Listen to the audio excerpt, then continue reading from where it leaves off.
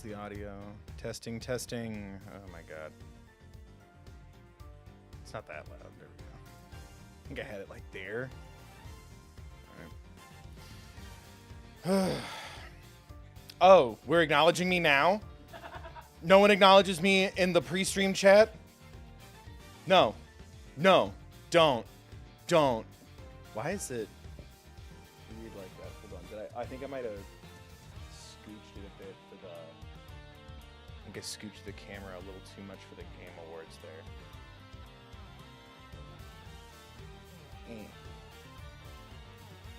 Yeah, can we get the star in frame, please? Tisk tisk.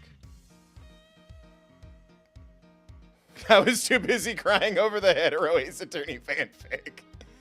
It's so strange when people don't like the stream or donate, join, become a member, share, comment, subscribe, ring the bell, donate to thankmas, pinned in chat and linked in the description.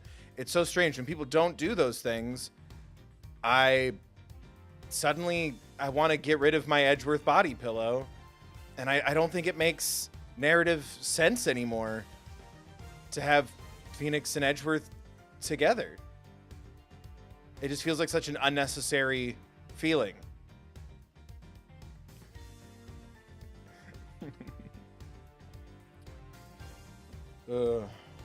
Anyway, you should do those things. Oh my god, here we go. There.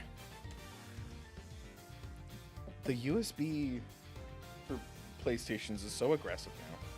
We're back playing more Ace Attorney Investigations 2. We're continuing Case 4, and we're still raising money for Samaritans and Crisis Text Lines, a part of thankmas. Please consider donating. The donation link is pinned in chat, as well as in the description. Remember to like, subscribe, share, comment, donate to me. Hit the join button. A video has been released on the games that I have and what people are interested in for 2025. So if you want to say in that conversation, you got to hit the join button. And yeah. Gosh, so much happened. Kay still has amnesia. She's being accused of murder, and we've thrown away our prosecutor's badge, essentially, right? Because first I was trying to remember it earlier today, and first I thought our badge was on the line, but I think we crossed that line. TM. Is it? I don't know. No spoilers. Thank you, Lonely Moonlight, for the 199. Who up acing their attorney? That's so weird. I just had this fleeting image in my brain after seeing a donation of the two of them looking at each other.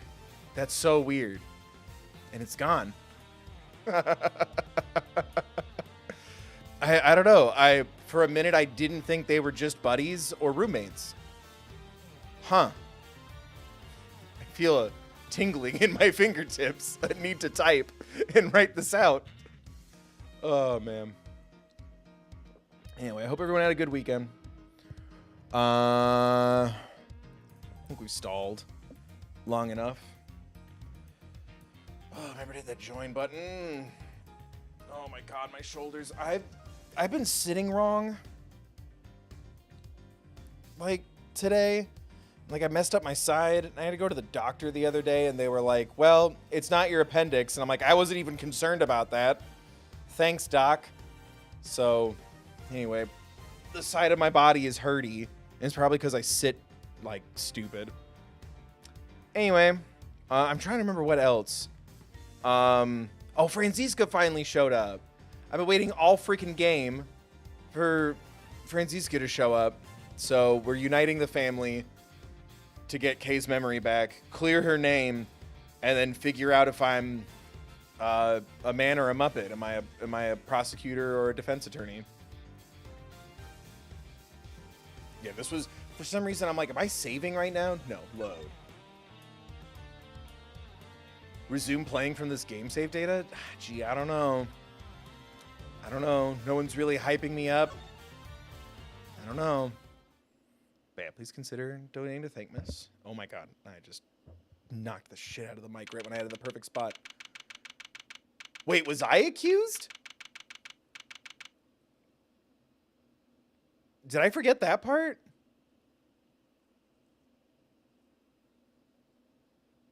Because now we're in the cell.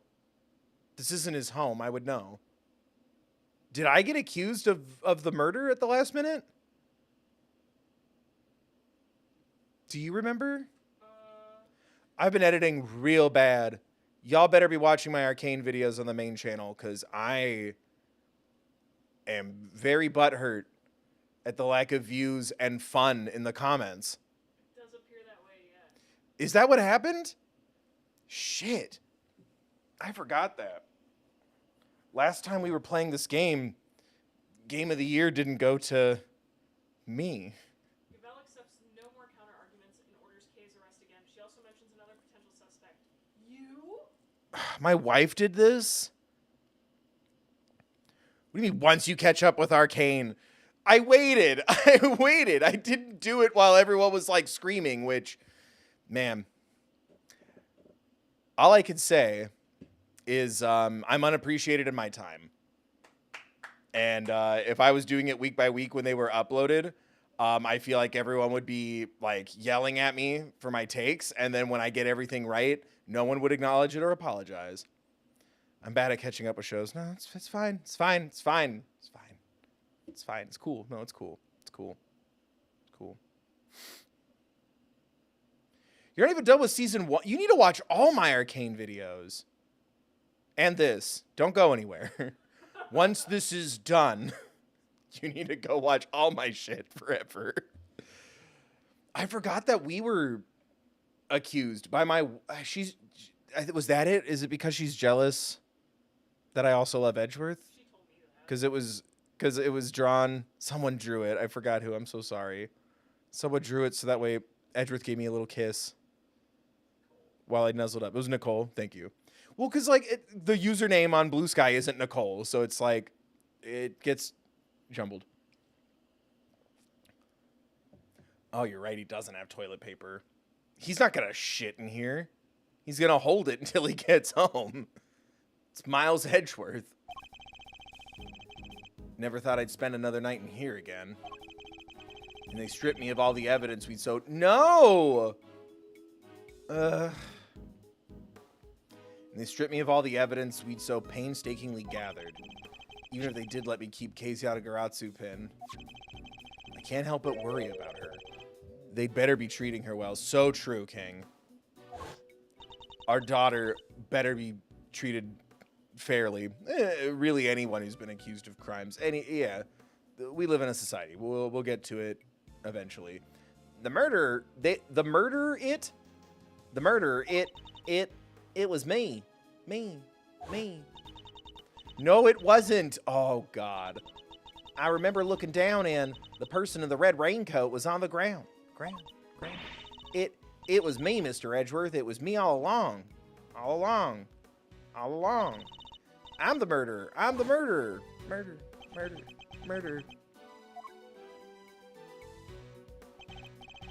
Come on, girl. Come on. Let's go. You've got a visitor. Visitor? I hardly. Who? Someone by the name of Dick Gumshoe. Oh, that poor man has been having a heart attack during the Game Awards. I don't care if Astrobot won. Where is everybody? Francisca's like trying to make him feel better, and he's like, no, pretend everything's normal. Whip me. Tell me I'm bad at my job. Deduct my pay. Someone by the name of Dick Gumshoe. Want me to send him away? No. Though I'm not sure what to even say to him.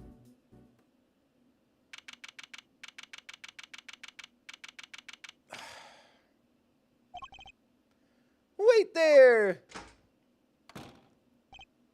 Huh? They're leaving me unsupervised? Forgive the intrusion? Oh. This is close to my fanfic, except I'm the one at... Never mind. Judge Gavel? Please, Mr. Edgeworth. Don't tell me to... I still have rights. I'm innocent until proven guilty. Then again, This system's a little backwards. Please, Mr. Edgeworth, take a seat. His face, he's so pissed. Phoenix is going to have to cook for the children tonight, so it's going to be junk food. What are you doing here? I was told it was Detective Gumshoe. I imagined you wouldn't come if you knew it was me. That's the difference between me and Miles. What could you possibly want from me now? Suppose I better find out. Don't act like this is a normal talk. How's the audio? You may not be aware of this, but you are only permitted to meet with specially approved visitors. Prove it. What, we're bringing up this rule after, what, 5 games? So I'm to be treated like a dangerous criminal, am I? I suppose my reputation is rather plummeted. It has indeed. For you, of course, and your friends.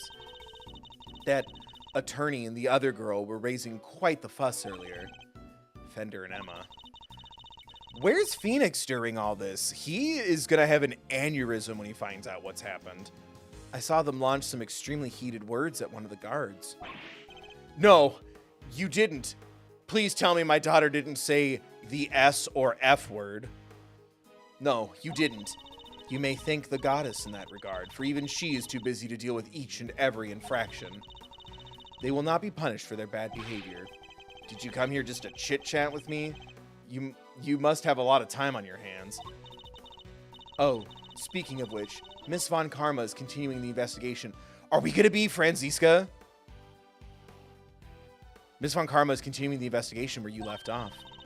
I just thought you would like to know. I figured you would be worried about how they were all doing. I hate to admit it, but she read me like a book.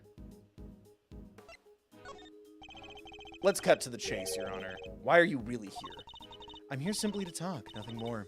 There is something I wish to know about you. Me? Yes, who else? Objectively speaking, you are highly intelligent and quick-witted. You remind me of the greatest streamer I know, Pilchill Gaming. And a born prosecutor at that. Baby, I was born this way. Pause up. Please, Judge Gavelle, your sarcastic praise is but salt on my wounds.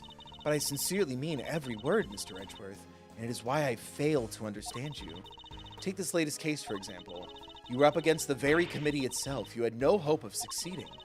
Even a child could have seen that, and yet... I don't imagine the old me would have ever been so reckless. The old me had power, and because of that, I thought that justice was always on my side. Okay. King checking his priv. Just as you and the committee believe now. But a certain person changed my mind. That person, that man, he made me reckon with my selfish and skewed sense of justice. And then he made me dinner. And well, let's just say I've never gone home ever since. Because that became my home. And once the scales had fallen from my eyes, I began to look at people differently. I saw that I was only able to be an effective prosecutor thanks to the efforts of those around me. Detective Gumshoe, the many investigative officers of the force, and even Kay. It changed me. The degree to which it changed me still surprises me to this day. I see. Thank you. I feel that perhaps I understand you a little better now. Do you understand me? I highly doubt it. Someone who is so focused on forcing their idea of justice onto others can't possibly see what I see. Is that so? Is that what you truly believe? Da-ding. I will say one thing. This has been a very interesting conversation. That is all.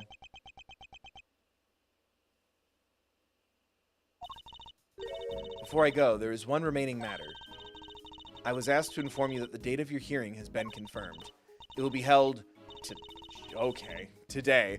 In the trial chamber, the committee sends its warmest regards and best wishes. Dab. If that was all you had to tell me, you could have just sent a message. And entrust the goddess's words to another? That wouldn't do now, would it? Until then, Mr. Edgeworth, I'll see you again very shortly. I wish I could stop loving her. Oh, and there she goes. Bye. Did you have a message maybe for anyone else? No?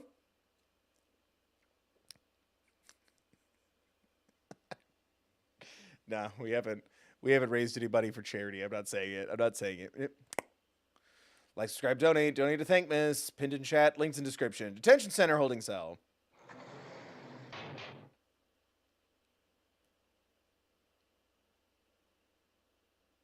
Right. Oh my god, I can... No, don't make me hang out in here. Do I wait? Dig your way out.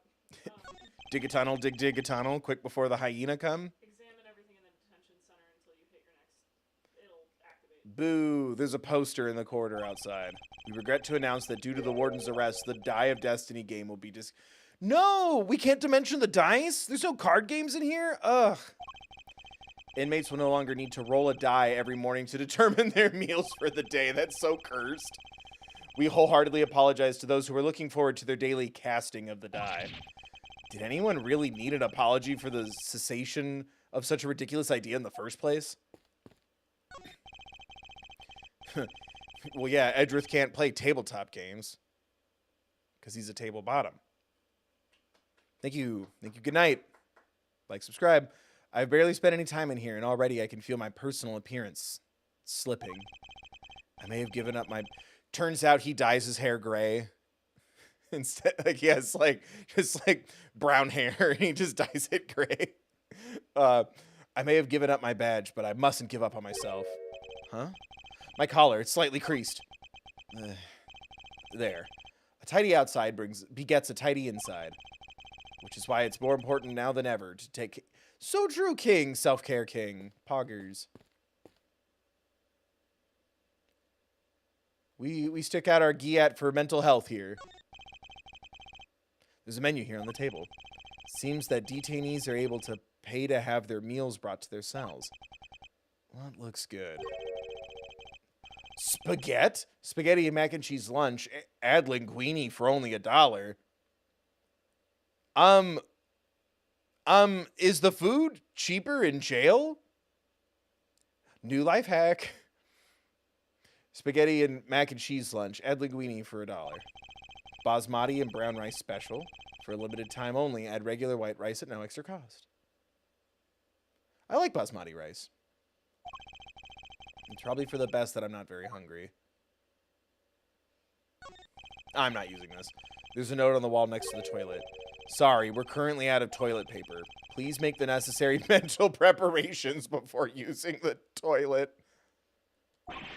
What sort of mental preparations can one even make? It's okay, King. You don't have to have Ibs to be one of God's strongest warriors. The window is barred with heavy steel. That reminds me of a movie I once saw.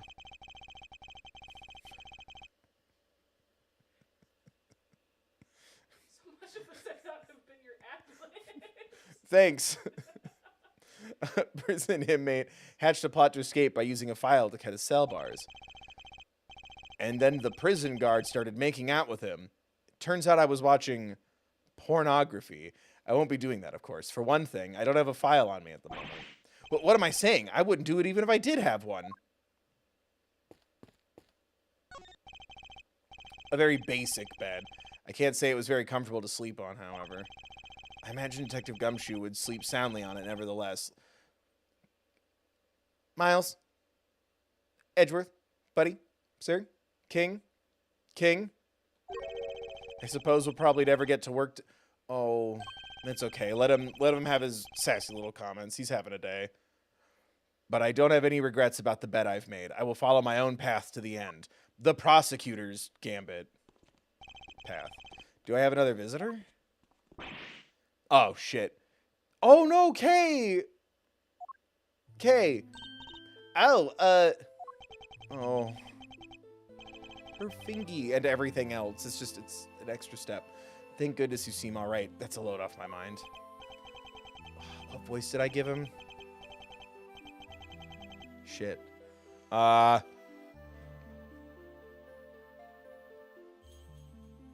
voice did I give him?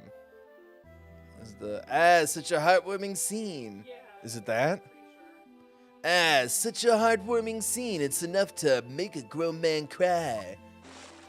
Is that right? Yep, that's the one.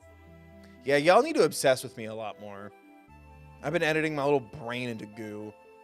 And this household has seen 2 doctor's visits in the last week and a half. We're okay. Thanks for asking. Are you okay? Yeah.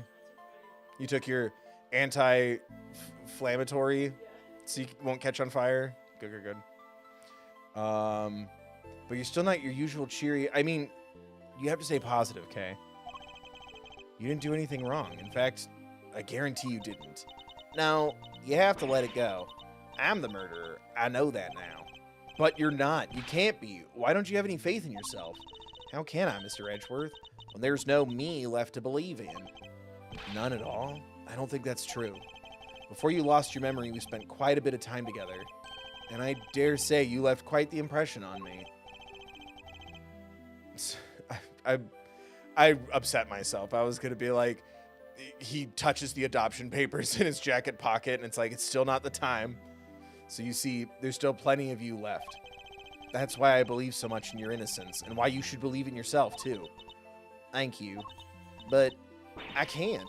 It would just cause more pain for the both of us. Please, you have to forget her. Forget that, Kay. She's gone. All right, now I'm starting to worry that she's not getting her memory back, and if that's the case, we're done. Kay, no. You remind me of my younger self, you know. So noble, so bold. This is the justice you and the committee stand for? Why does he have a lighter? Have we established that yet? It's a play on his name. Excelsius? Celsius. Oh, Celsius. Boo, we're a Fahrenheit household. Nice metric system. Be a shame if someone licked it. Justice? I suppose you could call it that. What is he up to? Why is he going to such lengths to control everything? I can't shake the feeling that something is very wrong here. Almost like maybe he did it. Maybe. Is there some hidden agenda at play? There's no time to second guess myself. If I'm gonna find out what it is, it's now or never. This is the last chance to make our mark. History will know who we are. Well then, my boy, I suppose I should be, wait. Oh, shit. Are you ready? I'm ready. Why is the chairman so intent on seeing Kay charged with this murder? It doesn't make any sense. There must be some rhyme or reason to this madness. Time to Hamilton this motherfucker. The Edgeworth pamphlets. You okay? No, they did not. There must be some rhyme or reason to this madness. Oh my god, he has 2 horsies in a castle? Come now, Miles, I'm a busy, important man. Look at my horsies, nay. I can't be wasting my precious time talking to you. The only way out of our current predicament is through Chairman Winner. There's so much to ask in so little time. Let's start by trying to find out why he rushed to have Kay arrested so quickly. Can't just let this happen. I'm getting answers if it's the last thing I do. My just commence. Why the rush? Why were you so keen to push through Kay's arrest? I've yet to hear a satisfactory explanation. An explanation? I'm not entirely sure what you mean. Don't give me that. You know exactly what I mean. Tut-tut, I advise you to moderate your tone, dear boy. Need I remind you your position? I will burn this to the ground. Oh, bide my time? Because he's messing with the lighter? Is that his tell? And suppose we did let your friend go free. What then, huh? What do you mean, what then? Think how that would look, my boy, and who would have to take the blame? Me, that's who. Because he's playing with the lighter? You're right to keep your mouth shut. That way you won't say anything foolish. Sorry, but I can't stay silent forever. This will not be a silent night. Donate, damn you. But I can't stay silent forever. Not while Kay's innocence is still in doubt. Ah, you're breaking my heart, sob. Just look at this flood of tears. Please, just leave it alone, will ya? Things were coming along nicely till you interfered. Coming? Who's coming?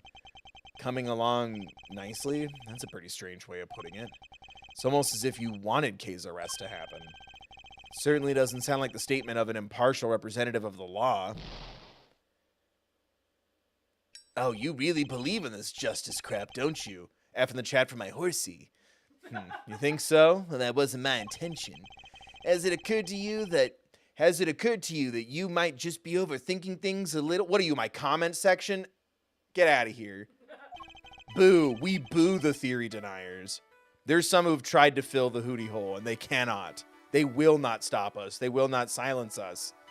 We are the true holers. We are the diggers to truth. We open our holes to the truth of the theories. Is that the merch idea? Chairman Winner certainly knows how to dodge a question, but it doesn't change the fact that serious doubts remain concerning Kay's arrest. Next, we'll need to press him on whether he really believes the investigation was sufficient. Cure. We can't allow any of the statements to go unexamined, no matter how trivial they may seem.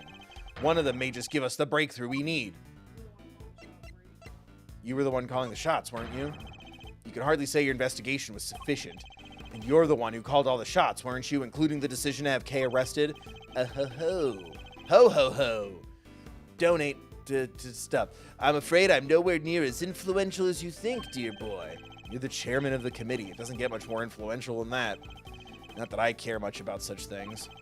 You wound me. It's enough to drive an old man to tears. You'll have to forgive me. I'm not the differential type. Well, if you're going to insist on being so blunt, mind if I smoke one? Oh, he didn't pull out his lighter. Boo. Then I'm afraid you won't be seeing your prosecutor's badge again anytime soon. I don't need that. He has like 50 badges. Who made you the king of badges? Let me make something clear once and for all. That badge isn't the be-all, end-all for me. Far from it. I'm not concerned with titles or roles. And that, chat, is how Edgeworth became Verse. Even you must understand that much. Ow, my horsey! If you hurt my horse again, I will burn this place to the ground. So young, so very young. A word of advice, Miles, from somebody who's been around the block. You're hopelessly naive, my boy. Oh my god. Idiotically so.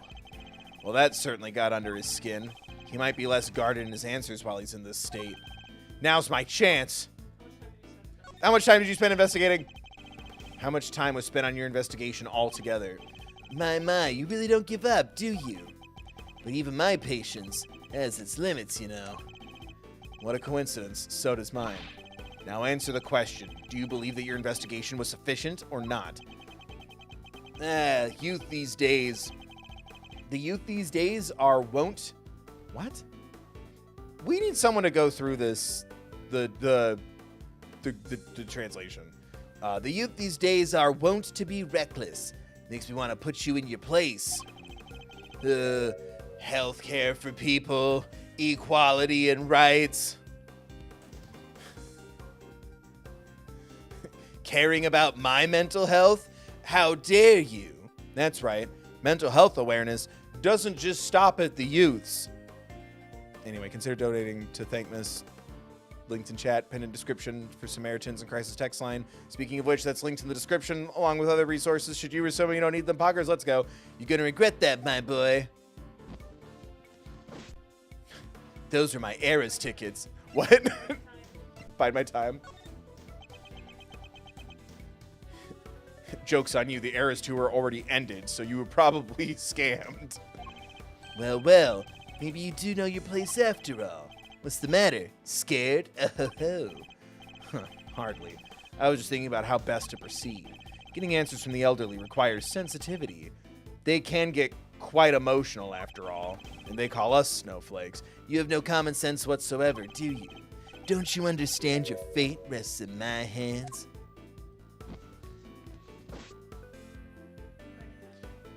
I'm trying to think of what that would be, but the timer goes down. Let's say you do manage to get some answers from me. There's nothing you can do with them, so why not give it up, dear boy? No. Fuck you. And why not? It's simple. Because I'm not about to let the truth escape me. Interesting. I think I'm beginning to see what makes you tick. But what you're doing is pointless, tragically and miserably pointless. Please, just give up. She's guilty. The decision's been made. The decision has been made. Once again, your choice of words intrigues me. It's almost as if Kay's guilt had already been determined from before her arrest. Is this the day Edgeworth figures out we live in a society? What are you trying to imply? That you plan to arrest. Right? Yeah. I'm implying that things haven't gone as they normally should. In fact, everything has proceeded as if Kay's arrest was the end goal, right from the very start. Well, Chairman Winter. I almost said Winter. Chairman Wiener. Was it? My other horsey. That's certainly an intriguing theory. We'll break him. Soon he'll see the truth of my whole. But it's also a complete work of fiction. I'm afraid I don't have time for such flights of fancy. This is literally what it's like when I read my comment section. I think it's time we brought this shabby little farce to an end, don't you? No, he's trying to make his escape. You must confirm the legality of Kay's arrest before he slips away. Kira. It's faint, but the truth is finally beginning to emerge. And I'm not about to let this opportunity pass me by. I have questions. Wait, we're not done yet. I'm tired of all this talking, and I must grieve my two horsies. So make it brief, will ya? What grounds did you have? Based on everything I've heard from you so far, it's clear that Kay's arrest is entirely unfounded. Oh, right in the castle. Yes, I think we're all familiar with this particular refrain of yours by now. But I'm afraid it doesn't matter either way. You don't have what it takes to secure her release anyhow. How dare you take this so lightly as a man of the law? My, aren't you a rude little boy? But my what? Oh, why does it hurt? Like, I'm just sitting, I'm not doing anything. It's weird. Ugh. But my fuse is only so long. Honestly speaking, I don't have the time to waste on every last question you can dream up. I have certain responsibilities to attend to, you know. I really am quite the busy man. Or are you just pretending to be busy? That's an awful thing to say to a fragile old man. I work harder than I should at my age. I ask you, my boy, what could I even hope to accomplish by putting up such a pretense? You're hoping to avoid talking about the Kase. You obviously don't want to talk about the case anymore. That's why you're so keen to get out of this conversation, isn't it? Oh, it's just so tragic, it really is, that you would suspect me of such things. It's not a suspicion, it's a certainty. There were no clear grounds on which to base Kay's arrest for a start. Now, my boy, let's not get carried away. There was plenty of evidence to support our case. The mask, the letter, the corsage, those were all in her possession. I should have picked a different voice if he was gonna talk this damn much. And of course, her confession. More than enough to prove her guilt, I'd say. But those are... What's the matter? Struggling to come up with a new way to explain everything away? Burn. Burn the non-believers. Well, there we have it. Your silence speaks volumes. It's true, I can't counter your argument right now, but you did let something valuable slip. A suspiciously detailed knowledge of the evidence against Kay. He rattled off that list like he knew it inside out. I think that might prove to be a valuable clue. Excuse me, I still have questions. Wait, we're not done yet. I'm tired of all this talking. Let's make it brief. God, why is this so long? Who gave the order? Who decided that Kay should be arrested? You know? Can't seem to recall. Can't seem to remember. Recall just works better on that voice. I can't seem to remember. Why do you rub the spot where a mustache would be if you don't have one? Don't ever get old, Miles, my boy. It wreaks havoc on the old chain of memory. Time to deploy my clue. Attack with Weeder, magician! I'd appreciate it if you stopped playing the old man card. You remember the details of the evidence against Kay pretty clearly. Perhaps if your memory didn't fail you only when it was convenient, I'd be more inclined to believe you.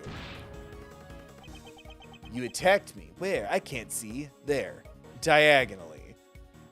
He, like, purposely stands in the corner of the jail cell so he can flick it diagonally at him. So let me ask you again. Who gave the order for Kay's arrest? You're a sharp one, I'll give you that. My son can learn a thing or two from you. If he wasn't such an incurable numbskull that... I mean, yeah, but he shouldn't say it. That's your son. Support him. It's a tragedy, really. I don't want to hear about your son. I want to know who authorized the arrest. You're very mean. You know that, don't you? The arrest, you say? I believe the order was given by your mother. Yeah, not my wife. Come now, Chairman Winter. We both know it was you. Ah, the pun. My one weakness. All right, you got me. You make it sound like it was somehow a bad thing, though. But I have a reputation to uphold. Don't you say that word. You might say it's Excelsius's version. Too soon. I have a reputation to uphold, so I guess I better clear up this little misunderstanding before we got bad blood. He punches the jail cell bars. I'll entertain your questions for a few more minutes. Let's see if I can't put your mind at ease. The key thing to do now is to establish how intimately he knows the details of the case. You just have to ask the right questions. Kiraga. The endgame is at hand. We're but a few moves away from the truth. You seem to know an awful lot about the case. You seem to know the case in quite some detail. Know about lots of things, my boy. I'm just smart like that. Too bad the same can't be said about the way you handled Kay's arrest. Burn. What did you burn? My nudes? I'm a very busy man. Do try to remember that I could bring this little chat to an end whenever I so choose. It's only taking so long because you won't give me a straight answer to any of my questions. And you can't lie when you give a gay answer. I would know. If only you'd stop giving me the runaround, we'd be done already. So let's try this again. You seem to know the details of the case quite intimately. Why is that? I'm attracted to evidence files. Because I read the case file. Not exactly the most thrilling use of my time, of course, but it's part of the job. I have to be a good role model. I can't be seen to be slacking. It can't be it can be so hard. But I had a what the hell? Is he supposed to like talk fun or like differently? Like there's so many errors. But I had a some time on my hand. Let's go. Yashi. We can't say Yoshi because that's trademarked. The Capcom Yoshi rival Yashi. It's a teal dinosaur. It rides you and it feeds you fruit. And it will jump off your back to get a better boost up a cliff. The Yashis have killed many gamers. But I had some time on my hands, so I read the whole thing from cover to cover. But you keep saying how busy you are. That's strange. I could have sworn you just told me you're a very busy man. What? Yeah, that's what the queen's for. Da-ding. I'd say the cracks are finally starting to show, wouldn't you? Plus, I have you down to just one chess piece. What? Never mind. If you're so keen on being an upstanding leader, you can start by releasing Kay, you know. You really don't give up, do ya? It's a moving sight indeed, my boy. But a tragic one, too. After all, your efforts are for naught. I'm afraid your little friend was found unconscious near the scene of the crime. And did you see exactly where she was found? We have yet to hear much about the circumstances under which Kay was found. She was lying unconscious in the storeroom, correct? Oh, right, my queen. Or king? Queen. Are we the people talking, the king? The king is me? Yeah, don't be a drag. The ding. That's right. Although I'm not at liberty to tell you how I know that. I was wearing that shirt earlier and went just like my shirt. I'm not wearing my don't be a drag, just be a queen shirt. Spoilers. That's right. I'm already not at liberty to tell you how I know that. He knows things even we didn't. In fact, he seems to be aware of every tiny detail about this case, almost like he was there. This could be a valuable clue. Tell me what you know, what you really know. The suspect, Kay Faraday. How much do you know about her exactly? I know that she's the suspect. Aside from that, not much else. Cross my heart, but it's true. Time to deploy my clue. Sorry, but the more you tell me, the less sense your story makes. For one thing, you know details that even those investigating the scene were not aware of. Why is that? Just how much do you really know, Chairman Winner? Ho, there's that intimidating face you like to make again. Well, oh my god. Can we talk about the fact that I'm being threatened right now? Well, two can play this game. How do you like me now, huh? Fire beats Rook. Oh, right, because he set something on fire. By my time. I do have to commend you on your doggedness. It really is something. I'll take that as a compliment. Take it however you like, but wrap this up, will you? I, just don't have the stamina anymore. She's the culprit, the only possible suspect. Just accept that already. How much more evidence did you want us to load her down with, for goodness sake? Excuse me, load her down? Please don't talk about my adopted daughter that way. Load her down with. Yet another interesting turn of phrase. One that makes it sound a lot like the items Kay was carrying might have been foisted upon her. Are these words? Foisted. Okay. Da-ding. Impressive. You really do pay attention, don't you? It's no wonder they used to call you a prodigy, Mr. Ex-Prosecutor. I think you know the answer to your own question by now. Why don't you just go ahead and say it? I want to hear it from you. Vampire. It's finally time to shed light on the truth. All that's left is to play one last move. Kay is it? Well, yeah. Kay is innocent. No, my boy. That's just clumsy. Anyone can blurt out a baseless assertion like that, even a disgraced superstar prosecutor. Time to deploy my clue. Oh my god. Time to slay it, Queen. Kay was framed. The true culprit set it all up so she would take the fall instead. This is my answer, and I won't let you deny it any longer. Oh my god. That's not even funny. Do you know how dangerous that is? I would never. Oh, ho. My. You really are a sharp one, huh? It's a bit of a shame you chose to hide. It's a bit of a shame you chose to hand in your badge. I admit it, you're right on all accounts. And that's checkmate. What are you talking about? My just checkmate. Pretty checkmated. Checkmate failed. Thank you. You knew Kay wasn't the real murderer, and yet you still had her arrested. What's worse, you thought you could get away with it. Well, you won't. Not if I can help it. There you go with that naivete again, my boy. I guess that was always your problem.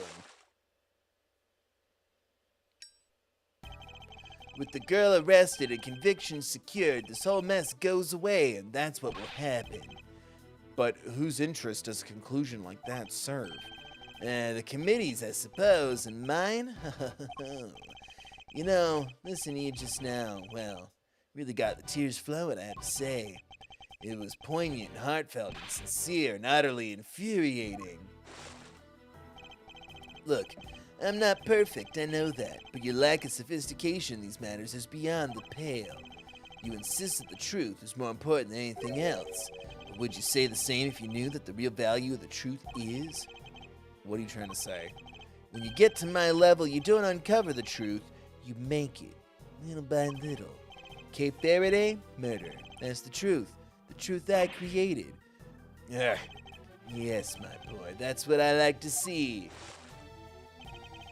You're so sincere sometimes it's painful. It just makes me want to put you in your place. Knowing the real truth will get you nowhere. Because that's how much it's worth. Nothing. Shocking, I know. But why not go after the real killer? How much do you even know about what really happened? You're still not getting it. That's your truth. And it is worthless. Mine is all that matters. You understand what I'm saying, don't you, Mr. Ex-Prosecutor? I have all the power here. Curse you! Well, aren't you menacing? You and your little friend are just as bad as each other. Violent criminals who deserve to be locked up. You'll pay for this. And with what? Yet another person disappears from my life. And with that, yet another person disappears from my life. Oh, it just makes me want to cry, cry, cry. But I won the chess. Maybe I should have told somebody instead of played chess with him. I'm not planning to disappear just yet, Chairman Winter. There's still the hearing later today. Just you wait. One way or another, I'll prove Kay's innocence to the world then. Do we finally get to have a... Oh, not really.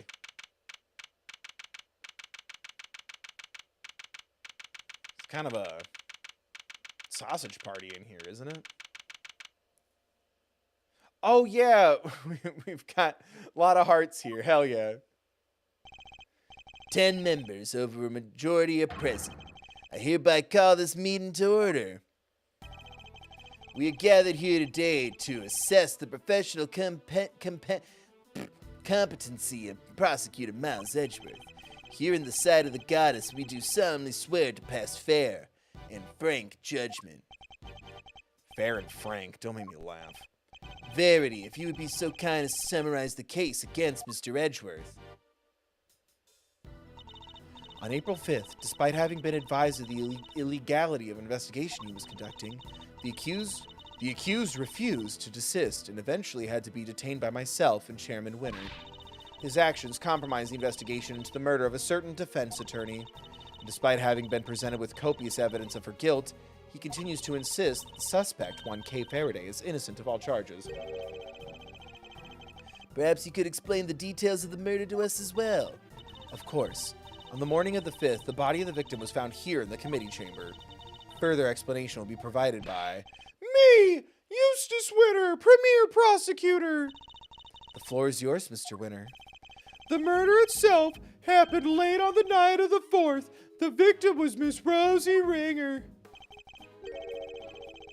What kind of cosplay Illuminati? They had to like wear masks and stuff, but they fuck. Like each other. The same night an illicit auction was being held here in this very room. Also, the frightening auctioneer Blue Badger is going to haunt my nightmares. That's just as scary as the one who attacked me. Ringer took part in that auction, I think. Yeah, meaning that the murder took place sometime during the auction. When she was found, Ringer was dressed in an outfit that matched the description of the auctioneers. However, due to the fact that the auction carried on after the murder had occurred, I deduced that Ringer was not in fact the auctioneer. You deduced nothing of the sort. And what about the basis on which the suspect was detained, Mr. Winter? Yeah, I got this. So Faraday was overcome by, crushing remorse, Eustace. Yeah, that! Tons of crushing remorse! Oh, the crush of the remorse! So she confessed. According to her confession, she was on the roof of this building. Sounds crazy, no? When she encountered a person in a red raincoat on the viewing platform. And that person was Mr. Ringer, I take it? Precisely, Mr. Chairman. The killer dressed the victim in the auctioneer's outfit after the fact. But at the time when she was killed, Miss Ringer was wearing a red raincoat. And who won the race to find that raincoat nearby? Me! That's who! Did you? I thought it was somebody from forensics. Strictly speaking, it was found by one of the forensics investigators under Mr. Winter's command. I knew it. The blood analysis on the coat showed that it was indeed Miss Ringer who had worn it, and the suspect's confession was the final nail in the coffin. She confirmed having committed the murder. So as you can see, Kay Faraday was the killer. There's no way anybody else could have done it. All right, Miles, I expect you have some objections. Excuse me. Let's get them out of the way. I have no objections, Chairman Winter. Well, now, is that so? Thought it would have taken more than a single night to No objections in the matter of my unauthorized investigation, that is. But in the... Got him, King. But in the matter of Miss Faraday's supposed guilt, I have plenty. I can personally attest to the fact that Mr. Winter's investigation was fair and impartial. Of course it was. When it comes to carefully conducted ops, I'm the winner every time. I'm the ops king. Ops king. Some call me Oppenheimer. Yeah, we got there eventually. You know, Miles, it's within my power to offer you a plea deal of sorts. If, and this is purely hypothetical, of course, you were to withdraw your objections, you might wake up tomorrow to find yourself the proud owner of a seat on this committee. Where someone died? No, thank you. So I ask you again. You have any objections, Mr. Edgeworth? If you think you can buy my silence, think again. You will watch your mouth. It is under my nose, how can I? Only if the chairman watches his. I didn't come here to talk about committee seats. I came here to talk about the murder case. I demand a statement under oath, and I won't rest until I have one. I want to know exactly what the committee's view on the incident is. You, wrong voice. You wanna put us on trial, my boy? Very well. If it'll make you happy, Verity, please provide Mr. Edgeworth with the materials pertaining to the case. Really? But sir... This will be his last hurrah, so let's humor him with the send-off he deserves. If you say so, Mr. Chairman. Thank you, wife. Why was it taken from me in the first place, then? You have no objections to Verity representing the committee, I assume? None whatsoever. That was a gift from Miles to me. Mr. Edgeworth? Don't worry, Kay. Everything will be fine. You'll see. The committee's view of the case. Mr. Ringer attended the auction as a potential buyer. The red raincoat was one of the items up for sale. So our assumption is that after winning and paying for it, she left the auction with her purchase. The only exit from the storeroom was, of course, the hatch leading up onto the roof. After she'd emerged onto the viewing platform, that's when Miss Ringer was attacked by Miss Faraday. Shortly thereafter, her flame went out, and thus concludes the committee's view of the case. That's an interesting way to word that. The raincoat was on offer that night? Is that really true? We believe so, yes. You remember the failed assassination attempt on the president of Zhang Fa, I assume? The raincoat is a piece of evidence from that case. See? It all connected in the end. It should, of course, have remained safely under lock and key in the appropriate facility. But our inquiries revealed that it did in fact go missing under mysterious circumstances. And wound up in the auction along with everything else. Makes sense, I suppose. Wonderful work, Verity. Just wonderful. Crystal clear as ever. You flatter me, sir. Now, Mr. Edgeworth, perhaps you could save us all some time and simply admit defeat. I'll do no such thing, thank you very much. Very well. It's good to know that you still have some fight in you. Oh my god, I want to see them wrestle in pudding. It is? Why? Come to think of it, she said some strange things when she visited me this morning, too. What exactly is she up to? Is my wife secretly good? Is my wife secretly good? I love the baddies with a heart of gold.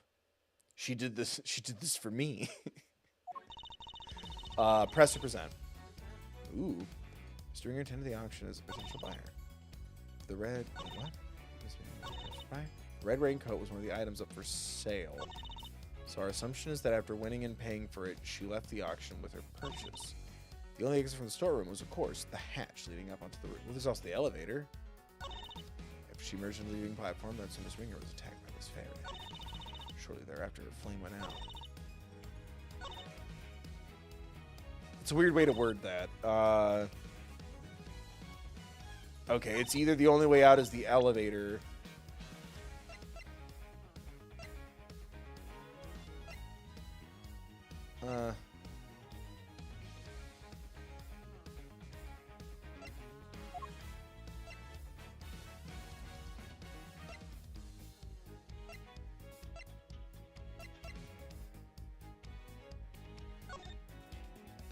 Listed auction held in the building. Items on sale were mainly items of police evidence related to homicide.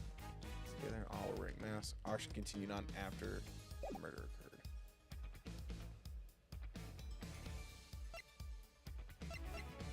Hello. I'm evidence. Worn by the victim, whose fingerprints and blood were found on the hood.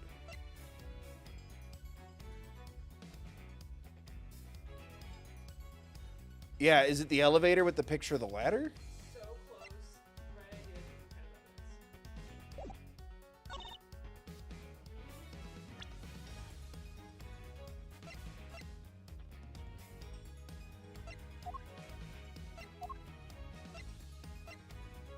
of Elevator blood? None of these say elevator. Oh, I did?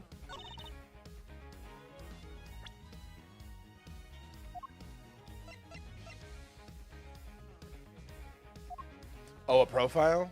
Ugh.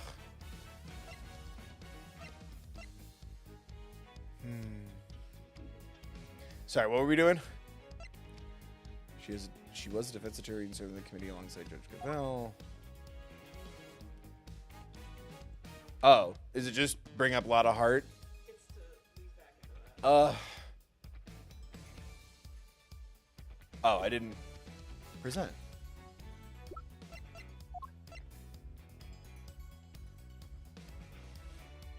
Hello?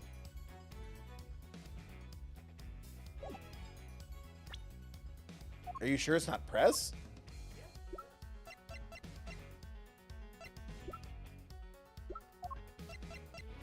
I'm pressing triangle and nothing's happening.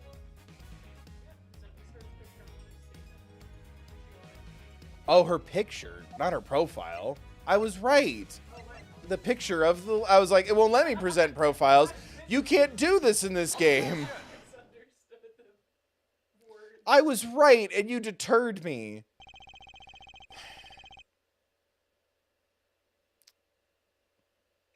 Maybe these kind of mishaps wouldn't happen if people donated to thankmas. Like, subscribed, and shared. We're doing this on purpose. We'll be more professional and better at this if people donate. There must have been some magic. Maybe you could clear something up for me, Judge Cavell. Why can't I present a profile? But what is Miss Hart doing here at this hearing? She's an eyewitness. I thought it would be obvious.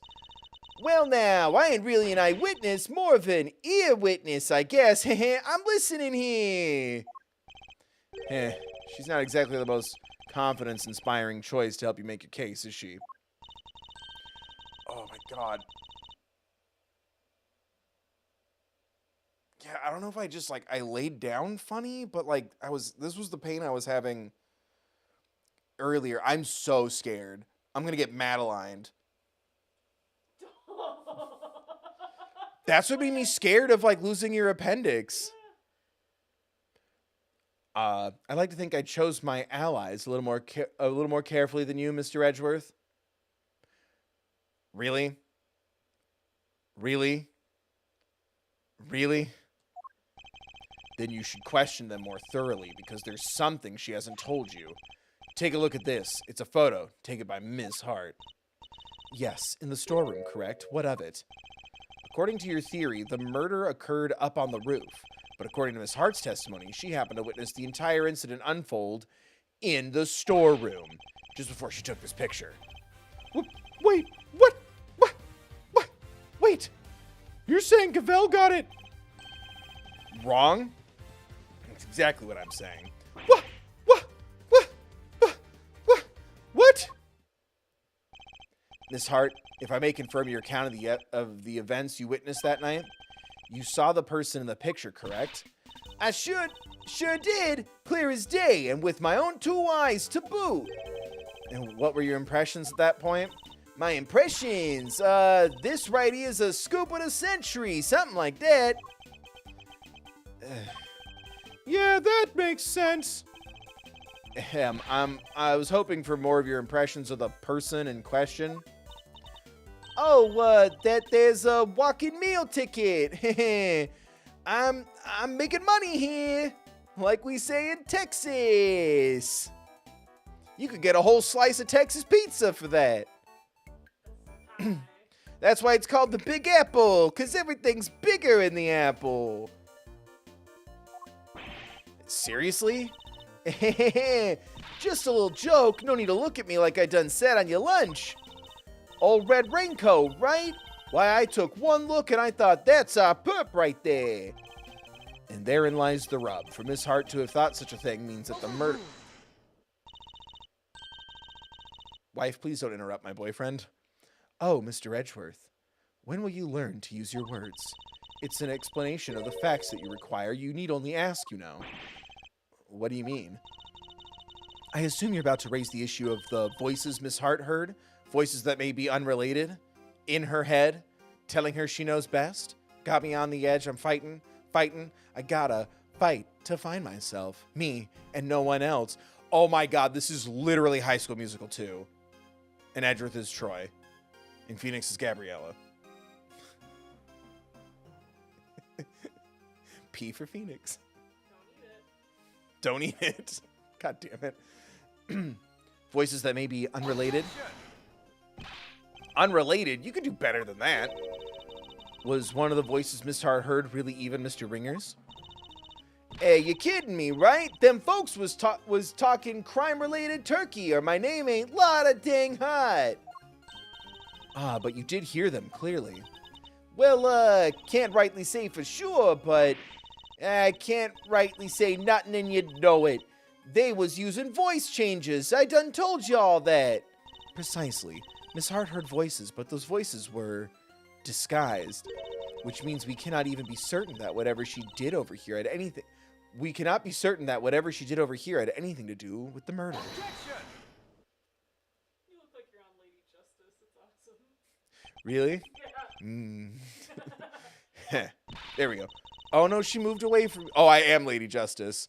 Well, something, she worships me. I don't know. We'll figure it out later. You don't need to yell objection in order to sigh at me, Mr. Edgeworth.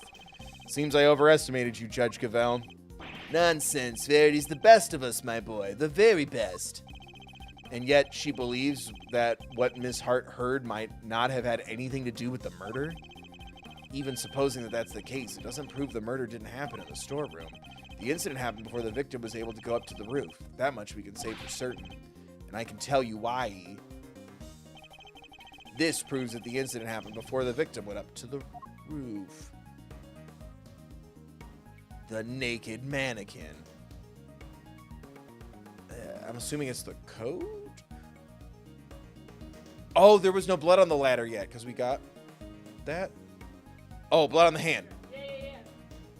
Close enough. I was like, blood trail on the ladder. Oh no, it's the bloody hand that left a blood trail on the ladder. We initially thought that the person in the red raincoat was the culprit. Yeah, because, shit. Yes, because Miss Hart said as much.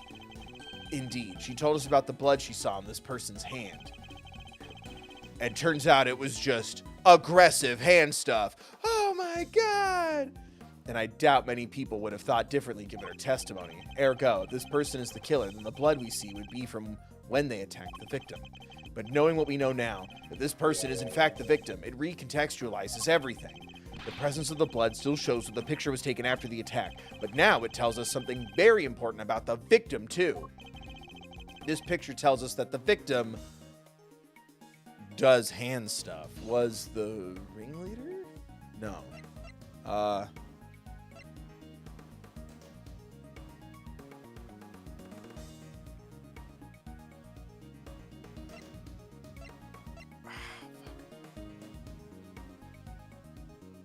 don't think survive the attack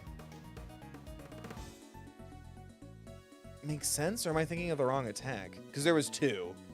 There was the stabbing and then the head wound that happened later.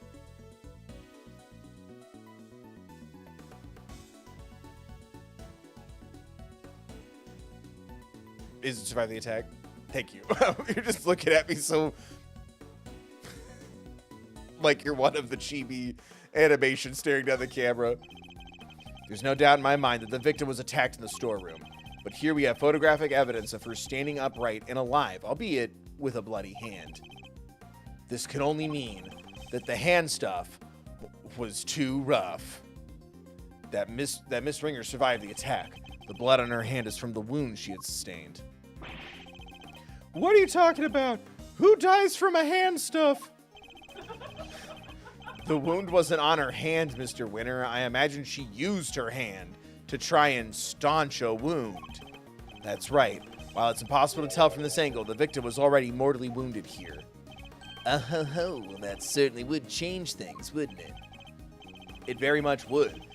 Not least by making it absurd to suggest that Kay was the attacker. Here, her encounter with the victim happened after this picture had been taken. After the victim had already been attacked and was in critical condition. I put it to you that all Kay witnessed was the victim finally succumbing to her wounds. That would have been quite the coincidence. It's a textbook case of wrong place, wrong time, I'd say. You seem to be forgetting a rather important fact, Mr. Edgeworth. Well, that or pretending to not remember it. Pretending to not remember it? What fact am I forgetting? I think it's time to wreck things up, don't you, Verity? Put the boy out of his misery. Dad! Gavelle works for me! No, she doesn't, you little twerp. Why do you keep giving her orders? That's my job! You really are a total and utter embarrassment. I'm not. I hate to break it to you, but you both are.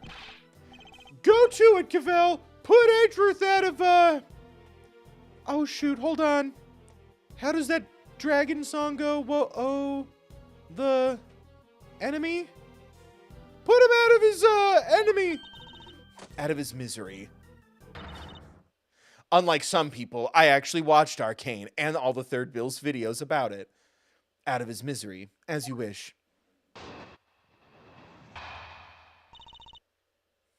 Yes, chat, I am Lady Justice. What you're forgetting. Miss Ringer's body was found with 3 wounds in its chest. We all know what those wounds are from, don't we? That's right. They're from when she was stabbed in the chest by a 3-armed almost a candelabrum. Candelabrum. I doubt anybody could survive such grave wounds. If you care to read the coroner's report, I'm sure you would change your tune.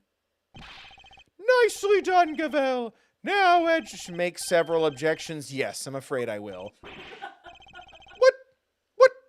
Why? Weren't you listening? Oh, I was listening. Very carefully, in fact. Hence, my objections. What? Come on, do you always have to undermine me? That's never my intention, I assure you. It isn't? Are we friends? Because you do it so well to yourself every single time already. Of course it isn't. Yeah, I knew that. Because I'm a... Please, Eustace, just stop. For goodness sake, you've already embarrassed me enough. Huh? What do you mean, Dad? Dad? No, wait. Way to cut away to the gameplay. Okay, press and present. Oh, sick. The body was found with 3 wounds in its chest. And we all know what those wounds are from, don't we? That's right. When she was stabbed in the chest by a 3-armed candelabra. I doubt anybody could survive such grave wounds.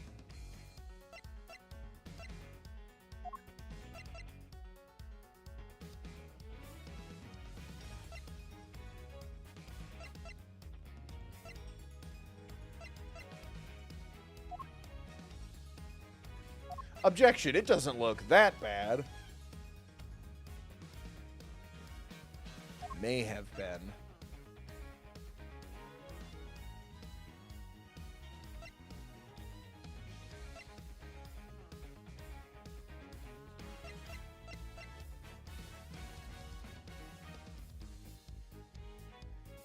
Is it the... Oh, is it the coat? Because if she was stabbed with the coat on, there'd be holes on it. Not this part.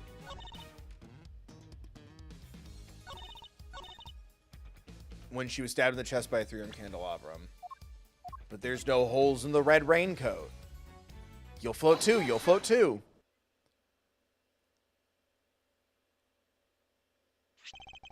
Chairman Winner, you know what this is, of course. The red raincoat. That's right, isn't it, Verity? That's right. Isn't it, Verity? Yes, sir. Very good. He hands him a little saltwater taffy. Yes, sir. The one Miss Ringer was wearing. I warn you, Mr. Edgeworth, you will not be thanked for retreading old ground here. Well, I'm afraid I might have to regardless. Now then, if you'll answer me this, Judge Gavelle. You told us that the victim's bloodstains were found on the coat. But do you remember where exactly they were found? Of course, they were found on the hood and... No. Eh? What's the matter, Verity? Get away from my wife. The hood and... Was blood found anywhere else on the raincoat? No, it was not. Doesn't that strike you as odd? The victim died of stab wounds to the chest. Wouldn't that lead one to expect to find bloodstains in that area? And yet, there was blood only on the hood. That's a glaring contradiction if I ever saw one. The head wound the victim suffered wasn't just some incidental injury. It was inflicted before the stab wounds to her chest. Perhaps you are correct. Perhaps the victim did sustain the head injury first. As you said, if she'd been stabbed first, there should be blood in the chest area of the raincoat. Therefore, Miss Ringer cannot have been stabbed before the head injury had been inflicted on her. Or, it was a weekend at Bernie's situation and someone lifted the dead body with ropes and then it was struck in the head. But even if we concede this point that the head injury came before the chest wound, what difference would it make? How does it change our understanding of the case? Am I sitting bad? What should I do? Check, can you hurt the side of your, like, body from sitting bad? Do I sit bad? What do I do? But I thought I was. I feel like I'm sitting so good. This sucks. This hurts my shoulders. What is this? Like freaking military school? I have to take princess training classes. Balance books in my head. I'd say it changes things a great deal. In fact, it raises an even more fundamental contradiction. That is quite the bold claim, Mr. Edgeworth, I have to admit. You have me intrigued. Perhaps you could show us this fundamental contradiction. I'll show you anything you want, Queen, with some evidence. Which piece of evidence best demonstrates the contradiction, the order of the injuries revealed?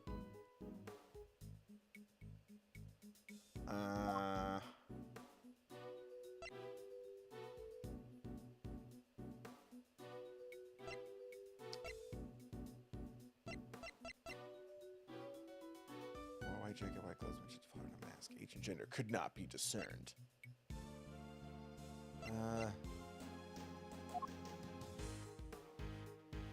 Why is the raincoat just not good enough?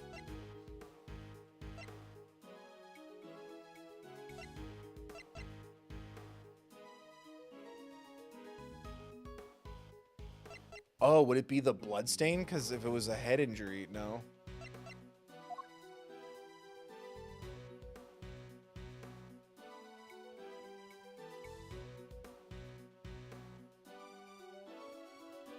But wait, would the coroner's findings count? I'm confused. This is saying the opposite happened, though. The coroner was lying? Take that! The sussy old lady? This is Dr. Hertz's preliminary findings, according to which the victim suffered a head injury post-mortem. But the order suggested by the bloodstains on the raincoat is exactly the opposite. Yes. Bailiff, this court hereby subpoenas Dr. Hilda Hertz to the committee chamber with all due haste. Until she testifies, this case cannot be brought to a close. I love when she asserts her authority for good. Yes, Your Honor, I'll go fetch her at once. Was it the old lady and the nurse? Unfortunately, Dr. Hertz is a very busy woman. I doubt she'll be able to come immediately. In the meantime, there's another important angle I would like to explore. Frankly, something has been bothering me about the person at the heart of this case. This so-called ringleader. Who exactly are they? Yeah, good point. We never looked into that, huh? I didn't even think we knew the victim's name. Buddy, despite having been mentioned repeatedly in this hearing, we still don't know even the most basic facts that might help us uncover their identity. Well, Mr. Edgeworth, do you have any thoughts on the matter? We've seen nothing that might serve as clear evidence of the auctioneer's identity as of yet. But there is someone involved with the case that I can name. I suspect that at the very least, they might be able to point us in the right direction. And that's... Yeah, I was gonna say your dad. Chairman Winter, I demand that you testify as to what you know. What? Daddy? Papa? Are you crazy? Why would you accuse my dad? I'd sooner you kiss my dad before you accuse him. You would cast doubt on the integrity of the chairman of the committee? Do you understand the implications of such an act? I don't care who or what he is. We're talking about the truth here. And about a man who seems dead set on framing Kay at all costs. The mask, corsage, ticket stub, and everything else. The items Kay was carrying when she was found. They were deliberately placed in her possession somehow. By Chairman Winter himself. A shocking accusation, and one I find hard to believe. But for the sake of completeness, I must ask, why would he do such a thing? To case suspicion on Kay, of course. Why else? I even managed to get him to say something to that effect. Chairman Winter, your rebuttal, please. I think the good chairman might be in shock. So what if I did? Da-ding. Do you hear me, boy? I said, so what if I did? You say you got me to admit as much, but where's your proof? Don't you know Edgeworth is wearing a wire at all times? Phoenix puts it on him every time before he goes out to work, just in case. With no witnesses to speak of, your word alone is hardly enough to make an accusation like that stick. Or do you mean to tell us that you have something more to base your outburst on? He still has the arrogance he showed back at the detention center, and yet... Mr. Edgeworth, I'm going to have to ask you to explain yourself. Anything for you. If that's all right, Mr. Chairman. Not at all. I'll be very interested to hear this for myself. I'm intrigued to learn where Miles might have gotten the idea that I'm some sort of criminal. Because you'll never find a more fine and upstanding citizen than myself. He has a lot of nerve acting all innocent like that. Very well. Let's start at the very beginning. A very good place to start. The fact that the auction took place right here in this hollowed trial chamber is a point of suspicion. A location that should, by rights, only be accessible to the members of the committee. Yeah, they all have key cards to the room after all. Uh-huh. I just love it. Like, yeah, there's a door you gotta open to get into the room. Yeah. Furthermore, these auctions seem to be held on a somewhat regular basis, and for that to be possible, there could be only one winning explanation. That's right, Mr. Winter. The auctioneer is a member of the committee. What? What? No? What? What on earth is wrong now? What do I do, Dad? I played right into his hands. He got me. Oh, God, I can see the chess pieces. No, my horsies. Have mercy on my horsies. No.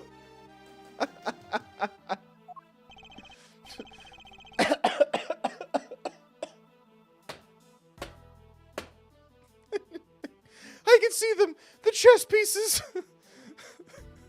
Wake up, wake up, wake up. Oh ho ho, you did indeed, you utter nitwit.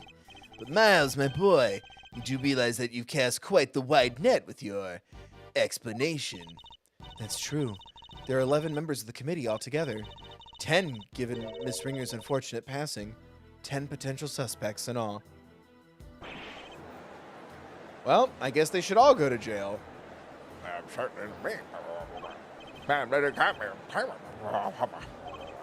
All right, I'm going to close my eyes, and whoever did it, raise their hand. Come, calm down, all of you, please.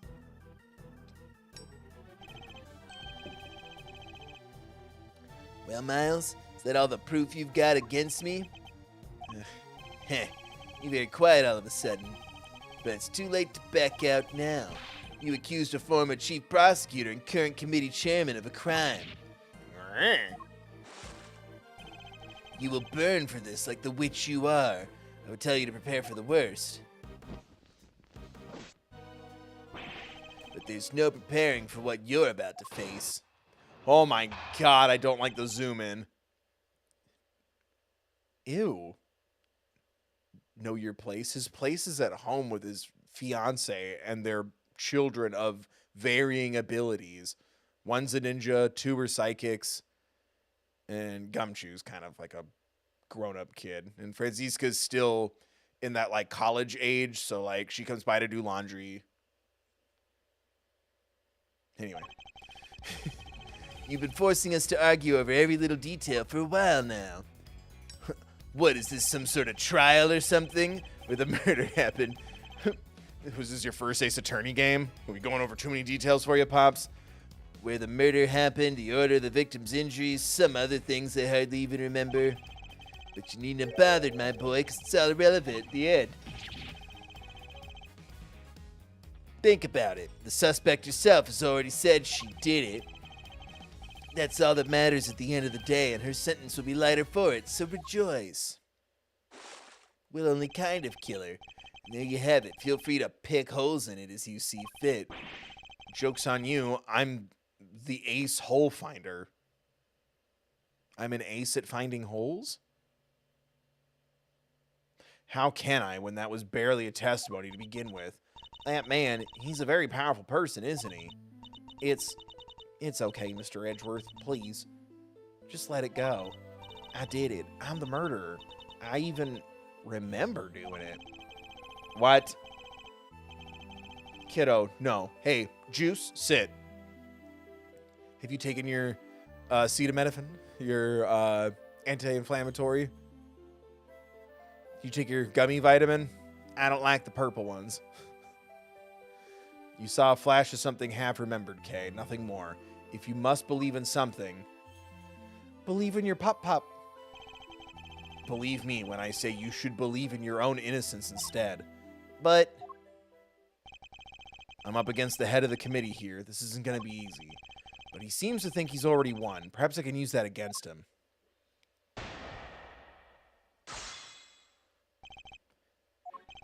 Stop telling me to know my place. Press present. Forcing to argue over every little detail for a while now. Where the murder happened, the order, the injuries, but you needn't bother because it's all irrelevant in the end. Think about it. The suspect herself has already said she did it. It's all that matters at the end of the day, and her sentence will be lighter for it, so rejoice. The suspect is, yeah. Hold it! Just because she confessed to something doesn't make it the truth. Kay is suffering from amnesia. So any statement she makes should be taken with at least a grain of salt. You okay? Yeah, I got a trouble question. Oh, on your good foot? I'm sorry. We're so beat up. What happened to us? I'm old, chat. I may not look it, but I feel it in my heart of hearts. Kay is suffering from amnesia, so any statement she makes should be taken with at least a grain of salt. Even so, it doesn't exactly solve anything for us, does it, dear boy? And it would be nonsensical to dismiss her confession outright.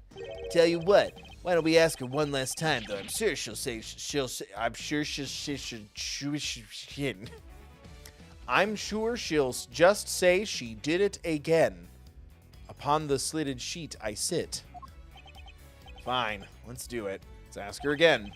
We'll see if she really believes herself to be the culprit. Huh? You mean me?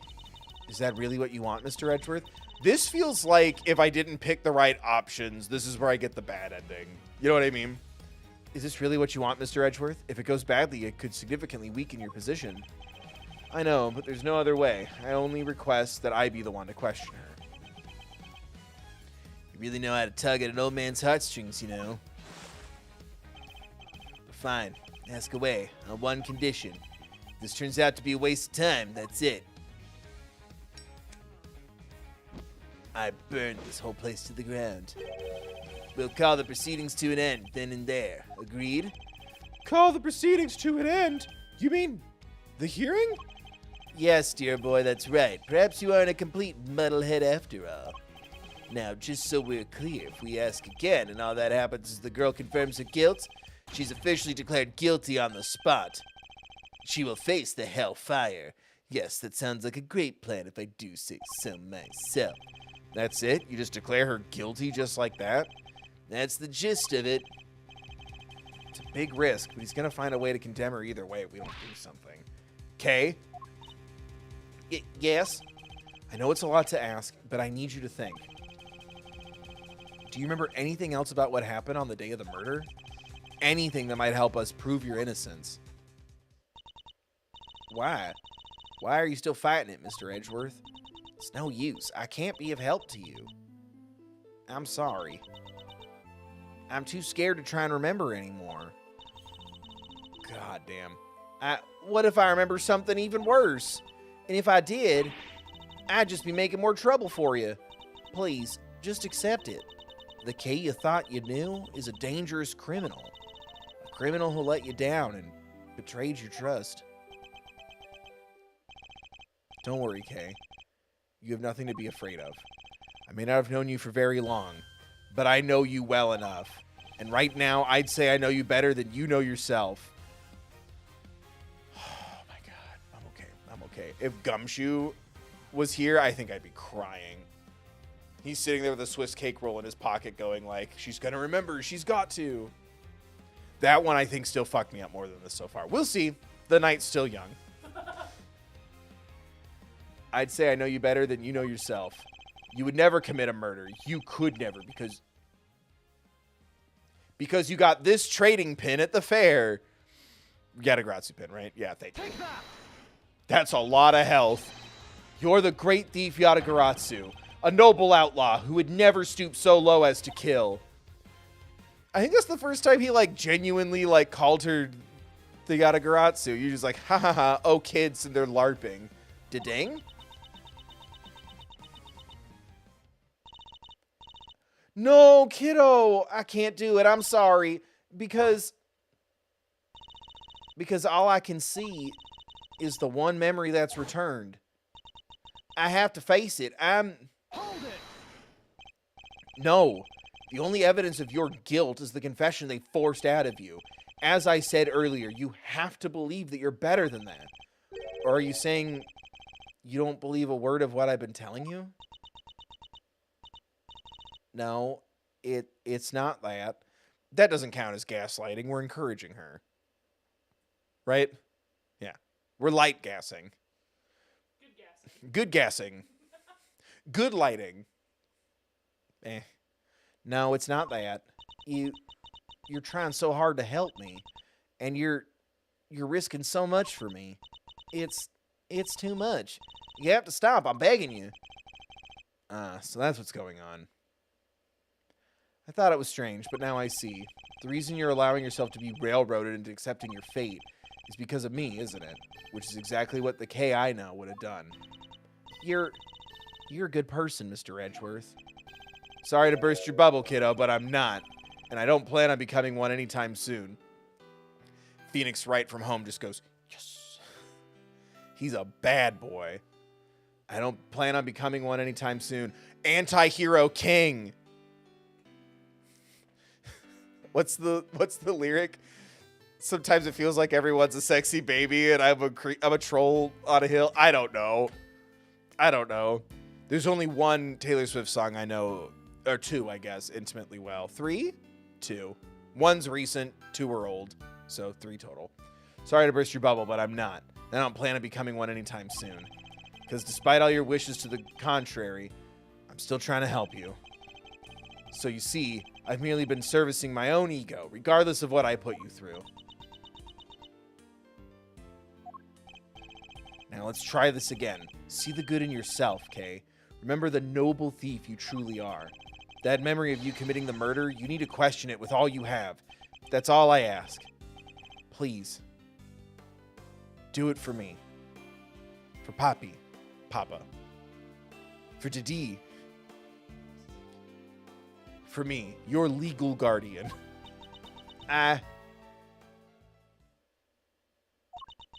No. Oh, I don't like that animation. It's scary. Oh my god. I remember that night. I just meant, oh my god. Kay. What's wrong? Did you remember something?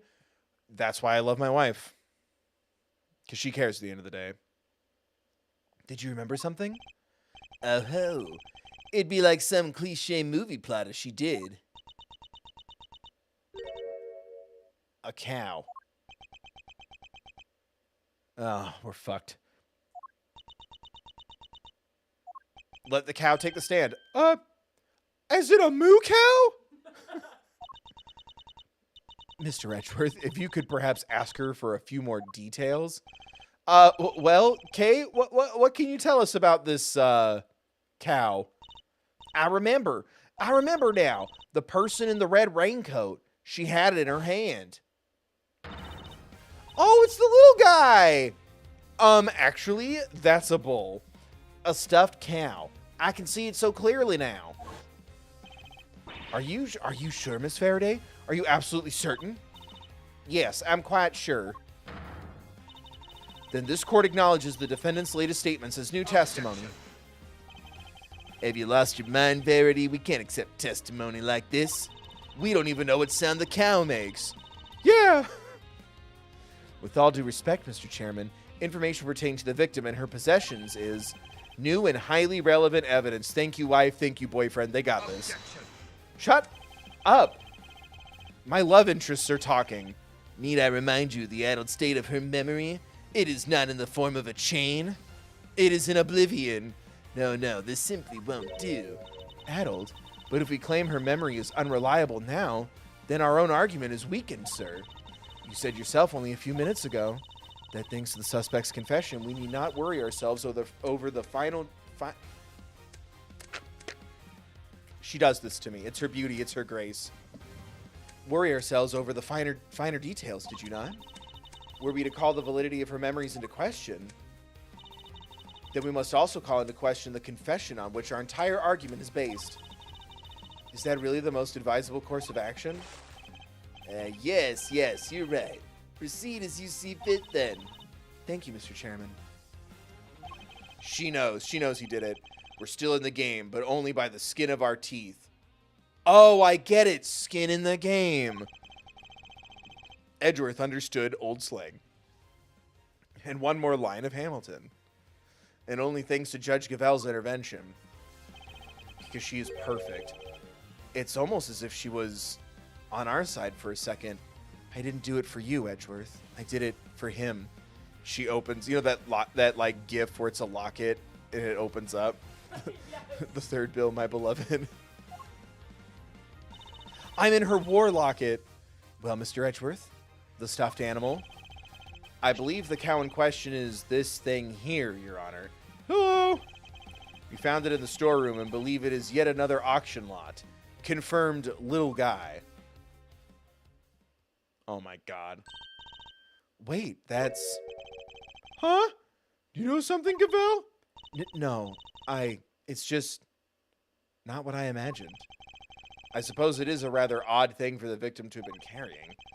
I should look it over carefully.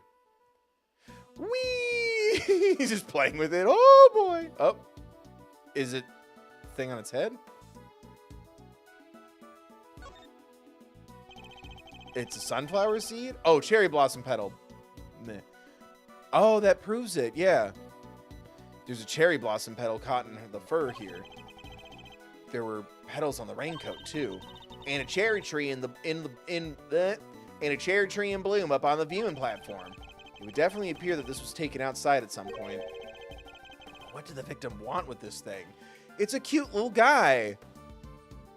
Some people want plushies. Like, subscribe, donate to thankmas. Pinned in chat, linked in the description. It's for supporting Samaritans and Christ's text line.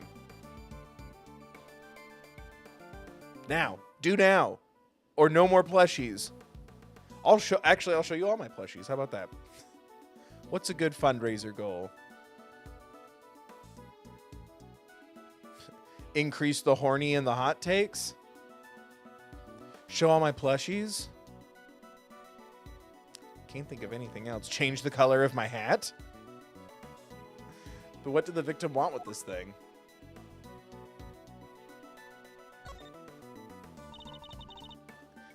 The left horn is missing. This hole. It looks like that's where the horn would have gone. Well, that doesn't look like stuffing in there. So what is it? Let's take a look at the rest of this toy and see what else we can find.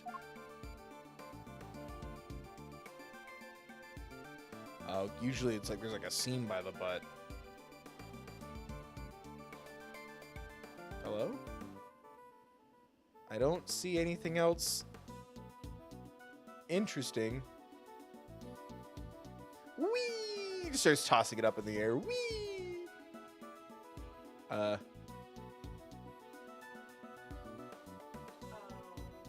What? Uh-huh. Oh, really? I guess eventually it would have turned yellow. Thank you. The right horn seems intact, but I can't say it's doing much for the overall symmetry of the stuffed toy. We stand an OCD king. Look, Mr. Edgeworth, it moves. It does?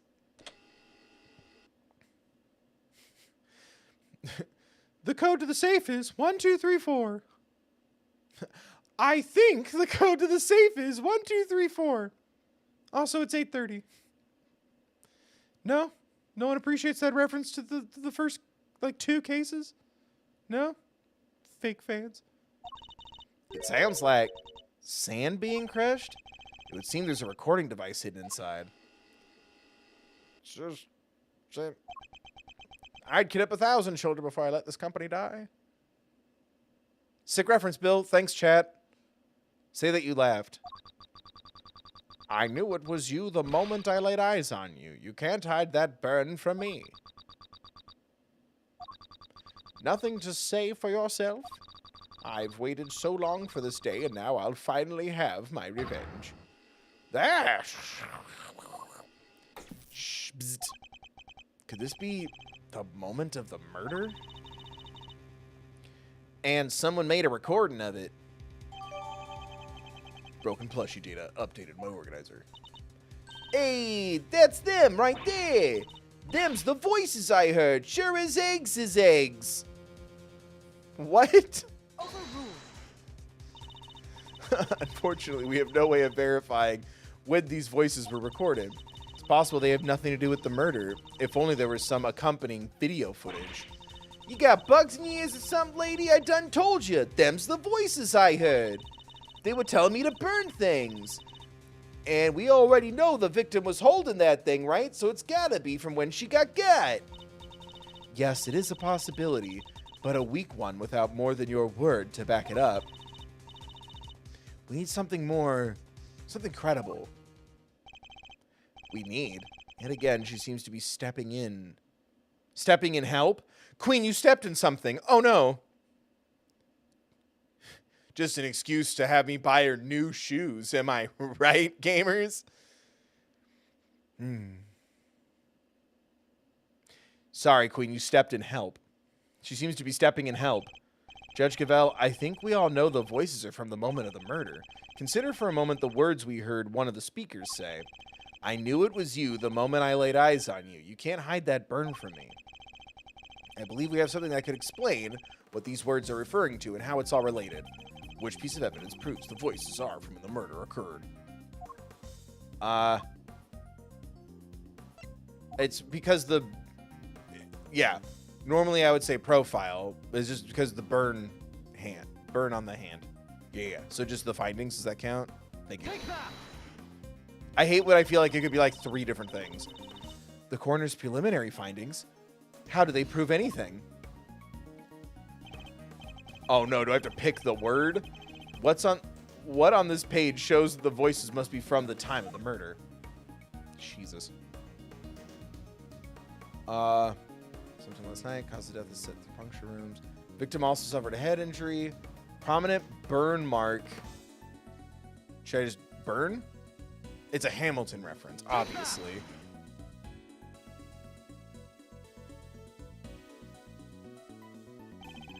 Think again on the words we heard. This part in particular sticks out in my mind. You can't hide that burn from me. The victim had a prominent burn mark on the back of her right hand. And what of it?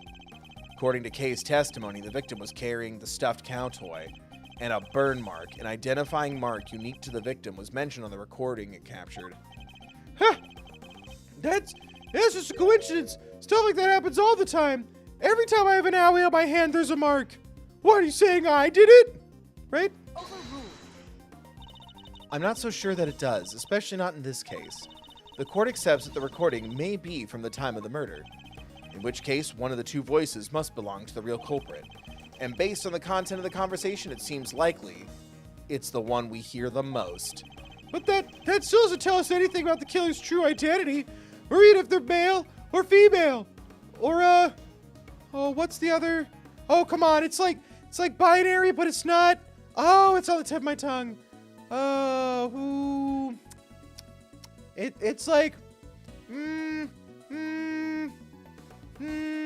come on, bisexual. God damn it, Eustace. Emma Sky shows up. Actually, not now, Emma. Due to the voice changes, correct? Unfortunate, but unavoidable. One thing, however, has become clear. We are now able to say that the voices Miss Hart heard were those of Miss Ringer and her killer. Just like I done told you they was. We could say something else now, too. Then let's hear it. That is, if you don't mind, Mr. Chairman. God, I love her. Do as you wish. That wasn't the voice. Do as you wish. According to Miss Hart, just before the murder occurred, two people came up to the storeroom from the committee chamber on the elevator. The ringleader and one of the auction attendees. It seems this was the point at which money exchanged hands, or as we call it in the industry, hand stuff. The murder happened immediately afterwards, and the auction carried on after that. All of which points to one key fact. What else does this latest revolution tell us? The Miss Ringer was the killer.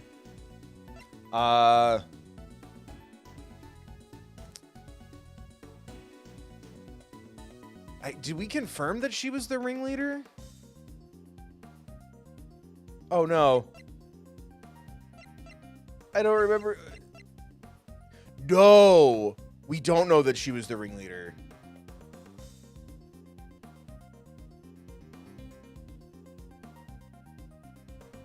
Why bring it up if it's not certain? I'm using the game's logic against it, which is annoying. I'm sorry. The ones and zeros. Command me. Since the ringleader was it went quiet. Did I get it right? Was that right? Was that right? Why are you looking at me? Was that right? Yes. Thank you. You didn't nod or shake your head or yes or no. You're just looking at me. Stop it. Stop it. I asked you a question and you're not responding. The music stopped, but it's not as it's hard to catch the rhythm when it's not Ace Attorney original trilogy. Since the ringleader was the auction's sole auctioneer, then it follows that they cannot be the victim. Hey, Gavel! Not right now, Eustace. There's a good boy. I thought she was calling me a good boy. But I'm a good man. If they weren't the victim, then they can only have been the killer. A compelling argument, but hardly conclusive. I am fully aware of that, Your Honor. I was merely warming up for the main event. Urge to burn rising. Rising.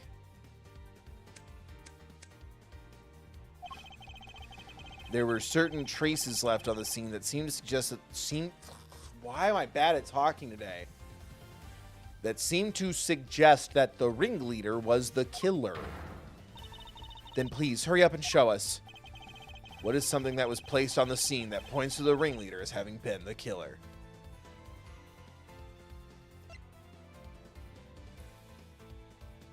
flower?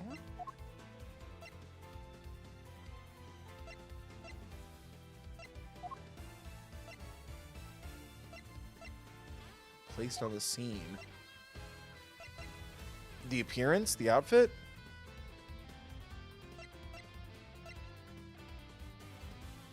Oh, the mask was on Cade, not on the crime scene. The flower. What else was at the crime scene? Oh, the candelabrum. No. I'd like a hint, please.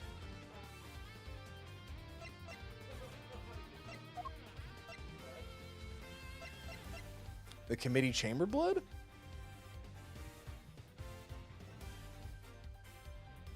What? Points to the ringleaders having been the killer. It's the blood stain? Oh, I'm stupid. I was picturing that blood was from dripping down from upstairs. There was blood added to the crime scene to make it look like it happened somewhere else. I'm forgetting. This is why I don't like splitting up the cases, but they're so long. Take that! Oh, that makes a lot of sense. I was like, because there was blood from upstairs? How would you place that? The killer deliberately left a large pool of blood at the foot of the Goddess of Justice statue. It was due to that blood that we originally thought the murder had happened in this chamber. But it was simply a ruse, a scam. We've been bamboozled, designed to cover up the blood that had dripped down from the storeroom. Yeah, literally what I was saying. Why would you need to clarify that for us, King? In order to conceal the existence of the underground auction, correct? Correct. If the culprit had nothing to do with the auction, they would have had no reason to cover up that blood. Ooh, excuse me. Which further supports the theory that the ringleader and the killer were one and the same.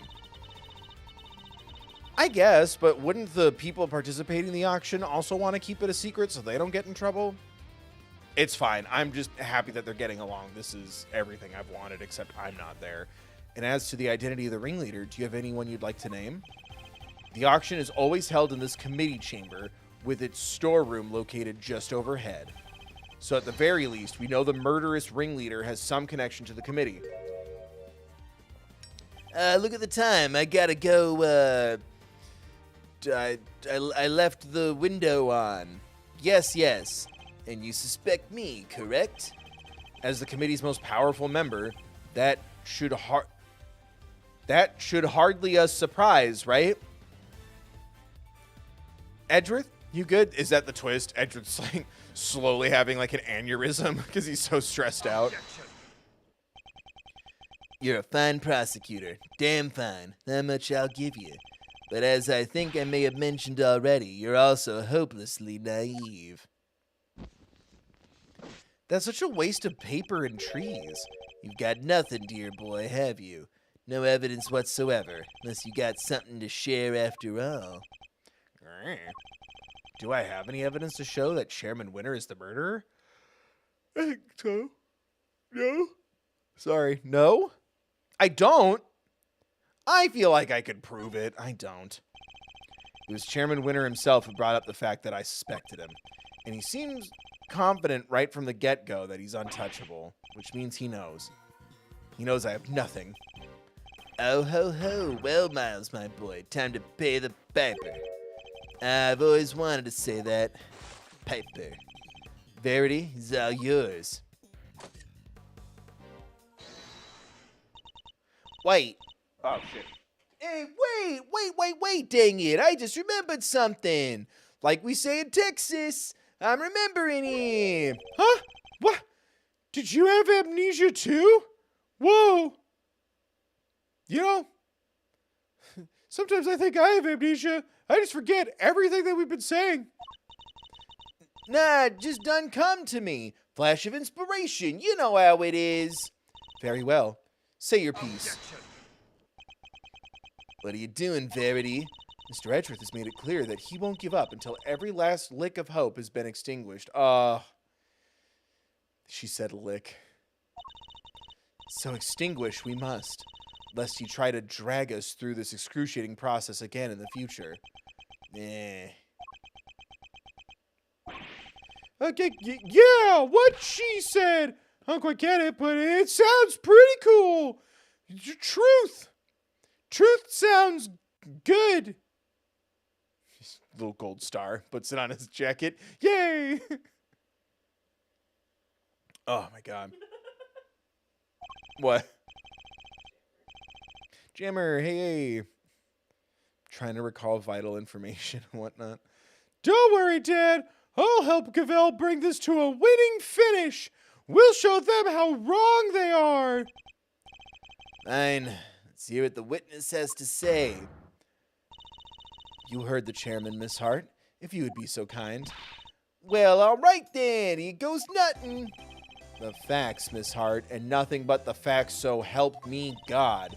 Don't you worry your pretty little head on that front. I'm a journalist. Truth's my middle name.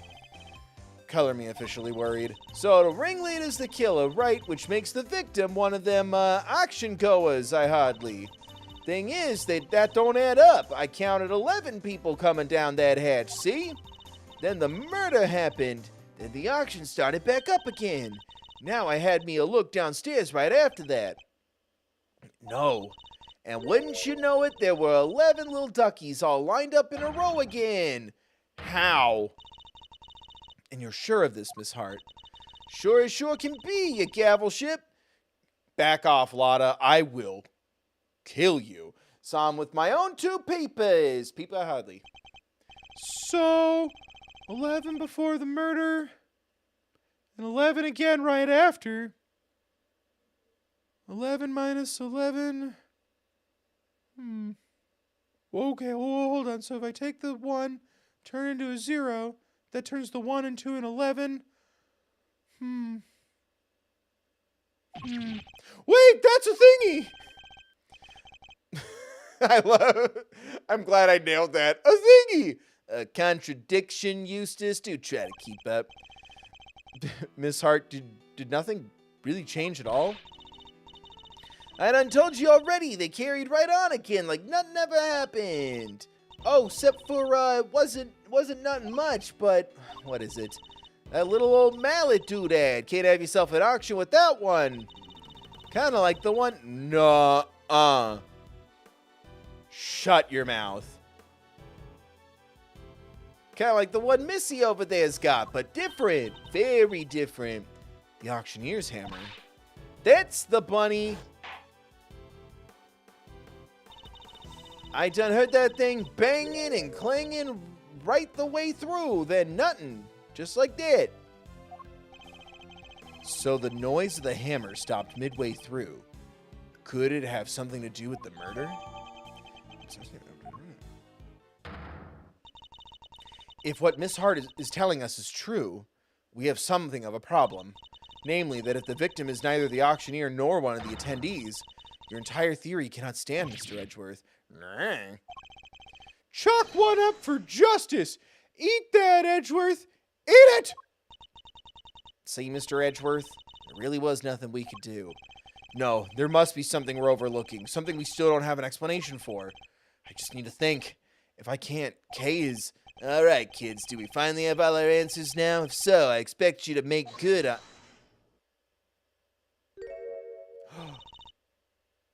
Oh... Every day I love her more. One moment, sir. I worry that it might still be a little early to pass judgment. After all, we have one more matter yet to resolve. Notice I don't have a ring on this finger. I show up. The third bill?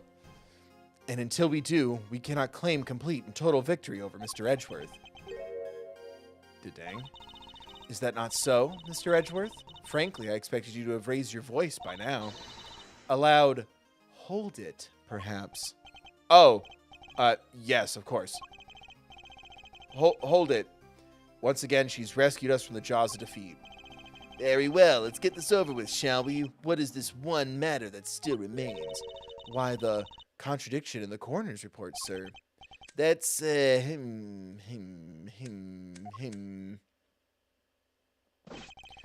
back with the witness, Your Honor. Fuck, what voice did I give them? Oh, I remember the nurse. Yeah, and she talks to her. Okay. What's all this about? Why'd you bring us back down here then? Did somebody suddenly fall ill? I'll have a compress ready and 2 shakes of a ouch. This better be good. Is someone else dropped dead? Well, they might soon wish they had. I know what you're thinking, chap. Did a British lady show up in my apartment? Well, if you look closely, my lips are moving with those sounds. Dr. Hertz, Miss Needler, thank you for coming on such short notice. Let me assure you, this won't take long. Quit trying to butter me up and cut to the chase, will ya? Of course. We summoned you here to confirm something. What is Judge Gavelle up to? Dr. Hertz, this court asks you to provide the unabridged truth regarding the following. Do you stand by your preliminary findings? Can you vouch for their complete and total accuracy? Grandma doesn't make mistakes, ever. That's strange. What you mean? In the course of this trial, an error was indeed found in her report. And so I ask again for the truth. Dr. Hertz, did you alter, tamper with, or in any way falsify your findings? That's it, awful. How can you even say it? What are you asking me for? Why the heck would I want to do that? To help the true culprit, of course. Sorry, I keep trying to remember that she's like repeating what someone else is saying. As if I'd know anything about all that. I just know I didn't do anything of the sort. Then that seems doubly strange. What other explanation could there be for the discrepancy in your report? Mr. Edgeworth, I wonder if you might have any thoughts on the matter. It's not like you to be coy, I must say. Why does she keep taking charge and helping me? She's doing it as a favor for the love of her life. Me. I still don't know what she's trying to do, but I'll happily take what I can get. If everything was recorded accurately and then handed off to Mr. Winter according to protocol, then the report shouldn't contain any mistakes. Wait! For the record, I didn't do the report. I've never been around the corner. Coroner. Yeah, that's right, corner. Like around the corner, right? Because the office it's around the corner. That's why right? I guess we'll see, won't we? No, why do they call it the corner? Dr. Hertz, perhaps we could begin with your side of the story. Why do we even need to? This is pointless. I'll be the judge of what's pointless, thank you very much. We have patients waiting back at the hospital. But, Grandma, we really don't have time for this. Won't you please help us? I can't stress how important this is. Grandma says she'll testify. But could you please make it quick? If we're not back soon, people will suffer. And yet you had no qualms about taking your time and buying cotton candy the last time we saw you. That's true. We'll let you go as soon as we can, I promise. Assuming you tell us the truth, that is. The so-called mistake in the report. Now, where is the mistake in Grandma's report? Not ever. I've been dealing with the dead longer than you've been alive, Sonny Jim. Me writing something wrong is about as likely as ow. And what the heck you'd think I'd stand to gain by doctoring a phylum? Don't make a lick of sense. That's all she has to say. Nothing funky, eh? See, it's just as I thought. There's no chance the good doctor doctored her findings. And you swear by the holy goddess that this testimony is true? Of course, Grandma's never been told to lie, and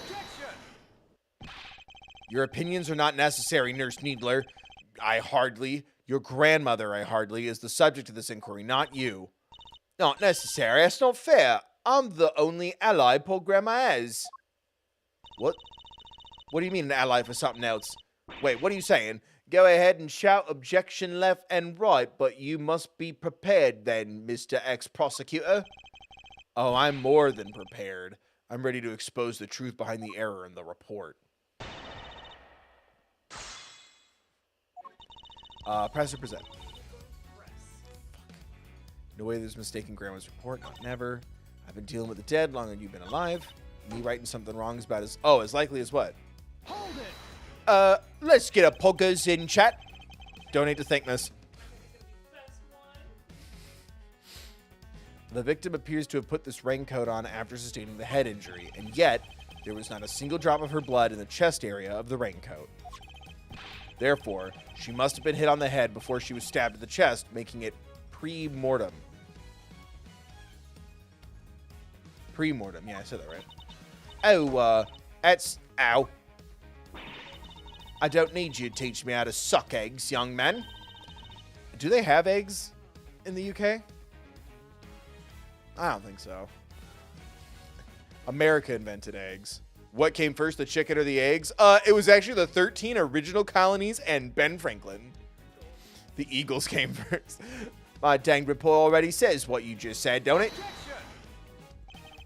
Your report states that the head injury appears to have been sustained post-mortem, which is the exact opposite of what I just said. Oh. Sure. I diligently dictated that report to Florence here, and she wrote it all down just like I said it. Sus. If something happened to it after that, wasn't nothing to do with me. You dictated it? If you could please tell me more. I diligently dictated that report to Florence. Anything after that, wasn't nothing to do with me. Huh?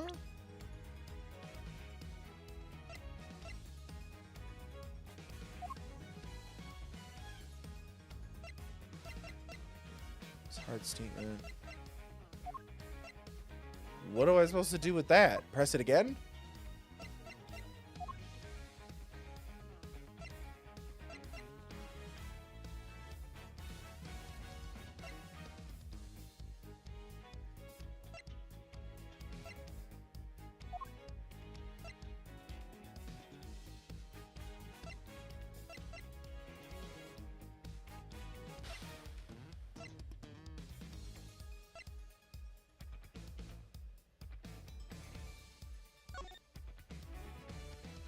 Oh, because it's signed by her? Oh my god. Let's go. Poggers. Dr. Hertz, I'd like you to take a look at the report for yourself. Oh, I'll read it to Ouch. Granny sus. Ding. This ain't what I said. This ain't what I said at all. What? What do you mean exactly? Did the nurse donk it up? Oh my, stop hitting each other. Jesus. I don't know. But I can't say that.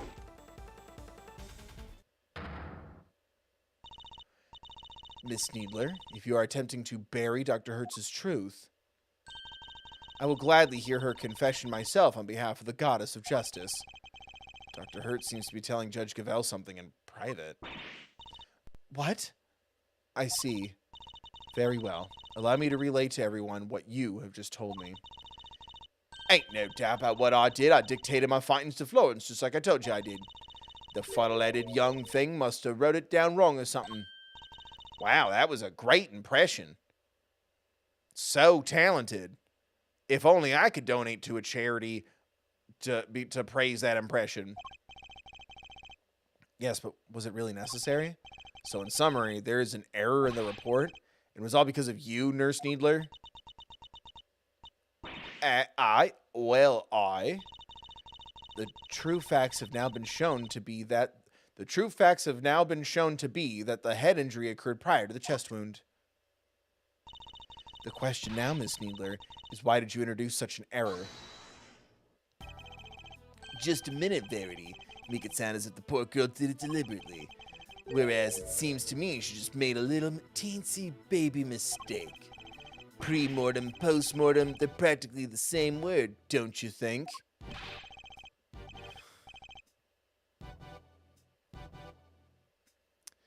We have not raised enough money for me to say that joke.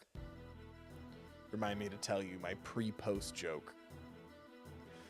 Except they mean two completely opposite things. This was deliberate, no doubt about it. But why would she want to change it? Exactly. Thanks, cow. You won't get away that easy. Explain yourself, young lady. But, Grandma, You submitted a falsified report, an act that led to Kay being accused of murder. You owe us an explanation. But I can't tell you. Not don't want to, but can't? This is really rather unpleasant, don't you think? Ganging up on this poor, considerate girl who's only looking after her grandmother. She had nothing to do with anything. She simply made one tiny mistake. Why'd I leave it there? You'd like that, wouldn't you? Because the only person her testimony would hurt is you. Huh? What on earth do you mean, my boy? Seeing as you're now a de facto ex-prosecutor, you're gonna need to explain yourself better than that. I'd be happy to. I'll even spell it out for you. F, Nurse Needler's role in this crime was very important because... Conspirator. That would... I don't think they would do another... I was secretly disguising myself as someone else all along. I don't think they would do another one of those, but those are the best twists in these games. The best one is still Trials and Tribulations. That one is sick. She's a co-conspirator. I hardly. Nurse Needler decorated the report in order to cover for her accomplice. Ow. Oh ho ho, she's a co-conspirator, this innocent young thing. Do share your grounds for such a wild accusation, dear boy. The murder couldn't have been committed by one person working on their own. Without at least two people, it wouldn't have been possible to maintain attendee numbers. I mean, all of these things, really. It'd be nice to have help moving things, doctoring reports. If the auctioneer was the murderer and the victim was one of the attendees, the fact that a witness testified to there being 11 attendees, even after the murder, doesn't make sense. Hey, watch it! Y'all gotta call my good word into question now, too? That's not what I meant. In fact, it's quite the opposite. I'm taking you at your word, which means there must be a co-conspirator. We're good then. I'm agreeing here. I'm forgiving here. I know it's hard, my boy, but sometimes you just have to accept that you were wrong. Ugh. I wasn't wrong. I just hadn't considered the possibility of the killer having an accomplice. But as soon as we do, things start to fall into place. If the killer's accomplice returned to the auction room in place of the victim, there would indeed have been 11 attendees, both before and after the murder. Oh, smart. They were all wearing masks anyway. Well, well, so that's your thinking, is it? It's certainly an intriguing theory. But surely the imposter would have been spotted right away. I don't imagine that Nurse Needler looks strikingly different from the victim in build and stature. With the help of a mask, she could very easily have replaced Miss Ringer without anybody noticing. Well, Nurse Needler, is that what happened? Take the victim's place at the auction? I wouldn't do something like... Now tell us the ringleader, or who were they? I can't tell you, I just can't. It hurt Grandma, too. Ow. But, Grandma, I don't know how to make that British. don't you worry about me, I can take it. You just tell me everything. Oh, that's really sweet. You just tell me everything, child. But... Don't smack her. At least just the hair. And she died. So I was right. She was an accomplice. Miss Needler, why? Well, Miss Needler, can you explain yourself? Yeah. Oh, thank you, Grandma, but I'm all right now. I confess it. I changed places with Miss Ringer. So you admit that you were working with the ringleader? Yeah, I was helping him. I don't know how, but they found out Miss Ringer was going to attack. They found out Miss Ringer was going to attack him. The culprit was going to be attacked by the victim. They seemed pretty sure it was going to happen that night, so they made a counter plan. They wanted to strike first, and they wanted me to help them. I was told to go to the storeroom before the auction began and wait there. Now hold on there, Missy. I didn't see nothing, and my eyes don't lie. Neither do my hips. Like we say in Texas, my hips don't lie. If you'd have been there from before the auction, I would have bumped right into yous. I was there the whole way through and you weren't there for a bit. But I'm not lying. Well, that's easy for you to say, but you were lying about altering that report only a few minutes ago.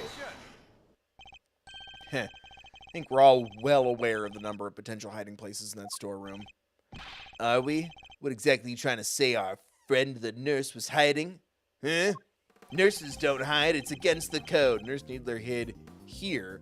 Oh, in the box. Right. Take that! She hid inside the clothes box. Oh, she did she?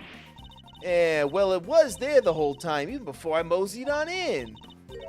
Like we do in Brooklyn. I'm mosey. But like I done told y'all, it had all them chains around it. Wanted to hide in there myself, really, but it was locked up tight, so I had to go elsewhere. I imagine that's because Nurse Needler was already lying in there by the time you arrived. That's right. Didn't want anyone to open it, or it would have really blown our cover. So Ringleader told me to climb in and wait until it was time for my part of the plan. And then they wrapped the whole box up in chains. I think they took the elevator downstairs not so long after. It was, goddamn. It's hard because I'm trying to like keep it like high pitched. My Cockney's a lot lower. I sound like a doof. It was just before the auction was due to start. So as the auction was beginning, you and Miss Hart would have been the only people. Yeah, I think so. The auction proceeded as it always did, until a certain customer came upstairs to complete her purchase. That was when the incident occurred. Miss Hart overheard the victim and the culprit exchanging words around them. You betcha, as I was behind the statue there, shaking like a dang leaf the whole time.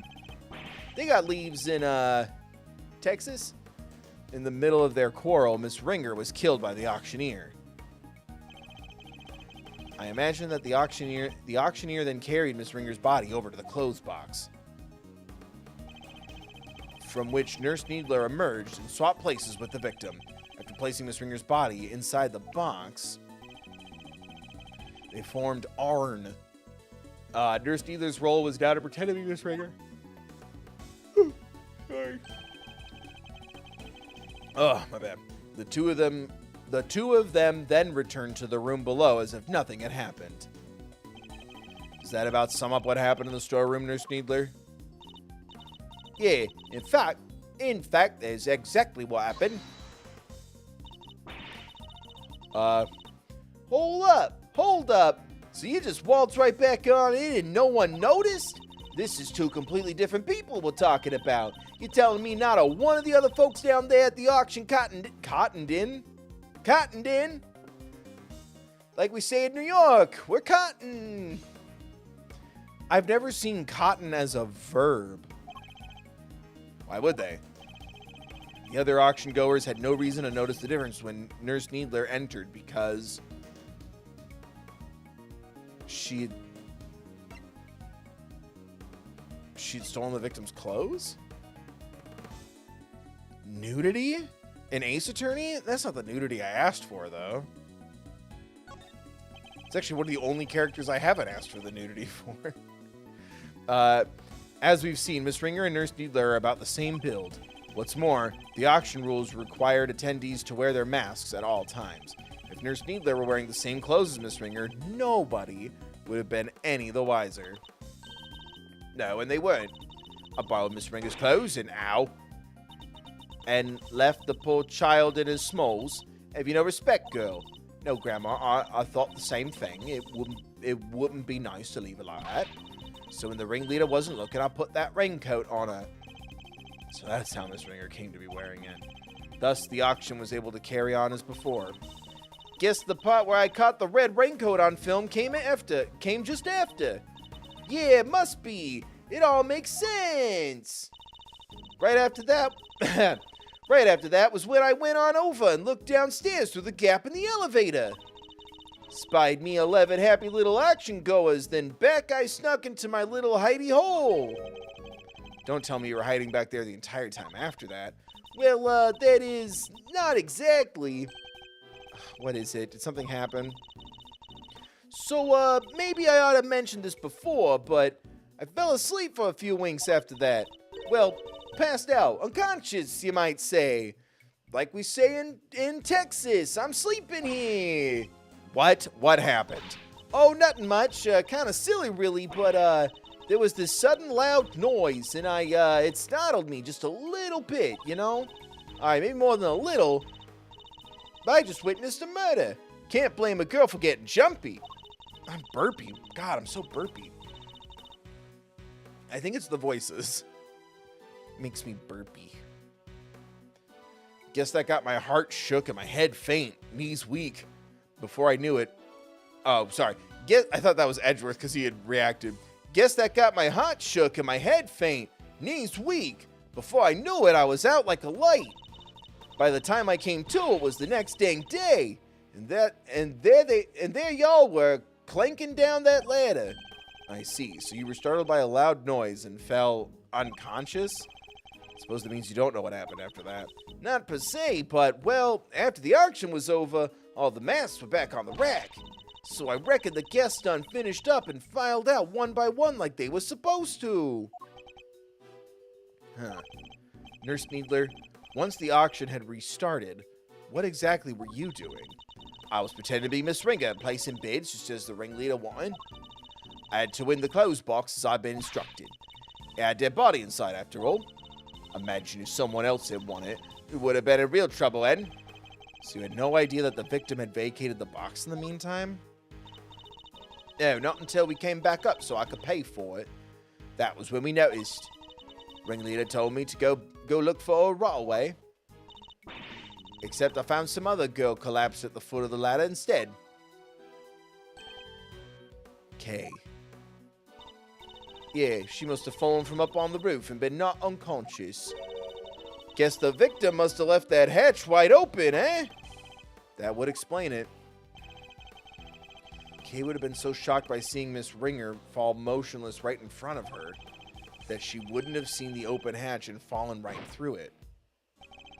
That explains the noise that caused you to faint as well, Miss Hart. It was the sound of Kay crash landing onto the storeroom floor. Yeah, I suppose. Can't believe something like that to knock me out for so long, though. So in summary, by the time Miss Needler found Kay, you were already sound asleep behind the statue. I think we've got a good grasp of what occurred up to this point now. Nurse Needler, if you would continue. Sure, I found Kay, and next I found Miss Ringer, and I put them both in the clothes box. Couldn't risk any of the auction goers seeing them. That would have cost a real baloo. Goddamn words. Is that your idea or the ringleader's? But putting the raincoat on Miss Ringer was my own idea. So I tried to get rid of it before I found out what I'd done. Huh. I imagine they were none too pleased when it showed up as a surprise piece of evidence in this case. And lastly, a ringleader and I put in an auctioneer's outfit we'd prepared. Of course, which completed the deception and made everyone think she was the auctioneer. All in all, the auction finished up without anybody noticing anything. How was that? Now that we know the extent of your crimes, Nurse Needler, if you have anything further to share, I'd advise you to do so immediately. I, wish I could tell you more, but sorry, it's all I know. Oh, except for one other thing. It did seem a little strange, I guess, but I was borrowing Miss Ringer's clothes. I took everything I could, but I couldn't take her hair, obviously, so ow. You're dang right you couldn't take her hair. What kind of medical professional are you? That's where you draw the line? Taking her clothes was okay? Our hair was totally different. The style, length, everything. Can't panicked. But the ringleader thought of everything, including wigs. 2 of them, in fact. There was a straight one and a wavy one. They were both stashed in a clothes box. 2 wigs. But why? It's just fun. Right, I want that too. I thought maybe they were worried she might have changed up her style. Anyway, I took the straight one. That was the one that matched her hair on the day. Leaving a wavy wig in the box. And that's everything you know? There's nothing else you're forgetting? Oh, No, really, Grandma, that's everything. And I take it that you really have no idea who the ringleader might be. Sorry, I only know that we were in charge of the auction. I didn't see him without the mask on. And they were pretty careful to keep their identity a secret from everyone. If I can't get something concrete on them. Oh ho ho, Will Miles, we about done? You've proven the nurse was part of the murder plot, but sadly for you, it doesn't change a whole lot. I don't know if that technically rhymes, but I like the sound of it. Because it does nothing to prove that Kay Faraday isn't the ringleader, and justice must prevail. We can't change the law, even for your sake. Oop, just changed the law. I'm allowed to burn things. Is that it? Am I not going to be able to save Kay? Objection! Yay, Franziska! Franziska, what are you doing here? Poggers in chat for Franziska. It's Fran. As I told you before, Miles Edgeworth, where the case leads, I follow.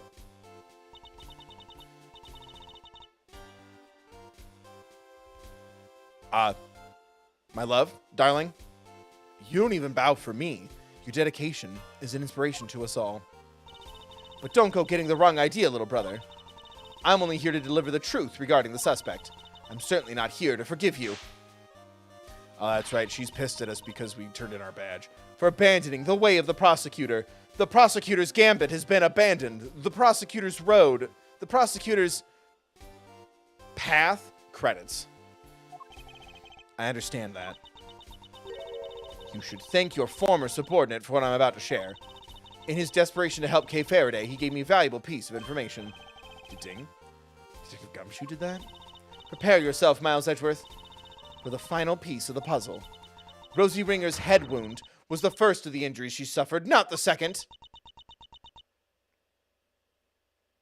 Fran, I'm glad you're here, and your support means the world to me. We know that, idiot. Like, licks his hand and, like, puts it near her face. I'm not touching you. Well, someone say something.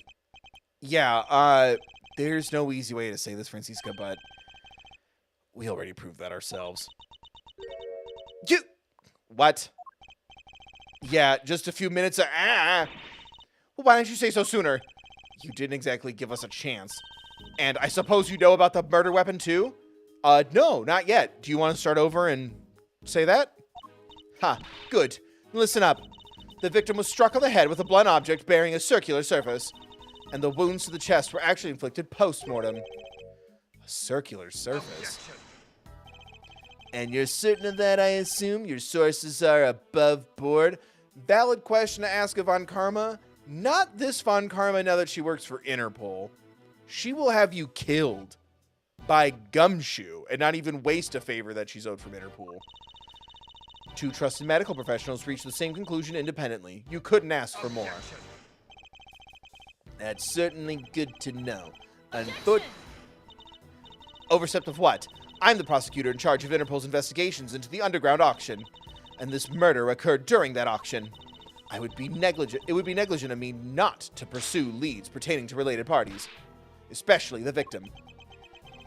My, you've really become quite the force to be reckoned with, haven't you, my dear? Then all parties are in agreement. The victim died from a blow to the head. Hey, look, we updated an autopsy report for good. We came full circle. Growth. Sadly, the murder weapon itself has yet to be identified. Based on the shape, I might have an idea or two. But guys, I didn't turn up any other weapon during my investigation. I couldn't find any good shapes. There weren't any triangles or circles or what's the other one? It's like a rectangle, but like shorter. Oh gosh. Oh. It's not a hexagon. Oh, it's, hold on. The cow goes moo. A square. And yet, one need only think about the setting and an auctioneer's tools, and the answer should be obvious. An object with a circular surface used in an auction. We're obviously talking about not Gavel's hammer, but the auctioneer's hammer. What would an auctioneer have readily at hand? Stuff. An auctioneer's hammer, of course. But we never found one of those. I found this other hammer. That's just a hammer. If the auctioneer was indeed the killer, it does seem a likely candidate for the murder weapon. But without the evidence to support your theory, it remains nothing more than that. Oh, I have just the evidence you need right here.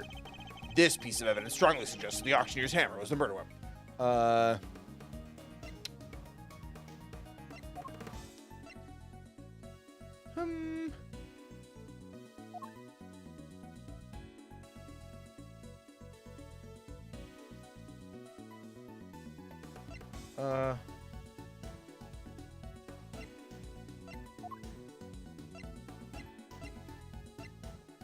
I am? Fun fact from Nicole, my dad is an auctioneer. Your dad's lips move fast then? Dad's got a mouth? Tell me more about your dad's mouth, Nicole. I'm kidding. I'm kidding. That is really cool. Do you ever have him do it? Just randomly? I would. Right? Or at least like something similar, like hey batter or something like that. Shit.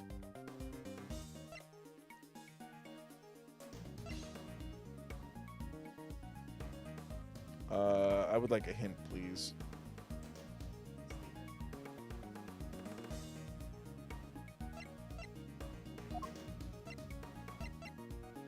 He would do it unprompted. That's better. Good. Your dad's all right.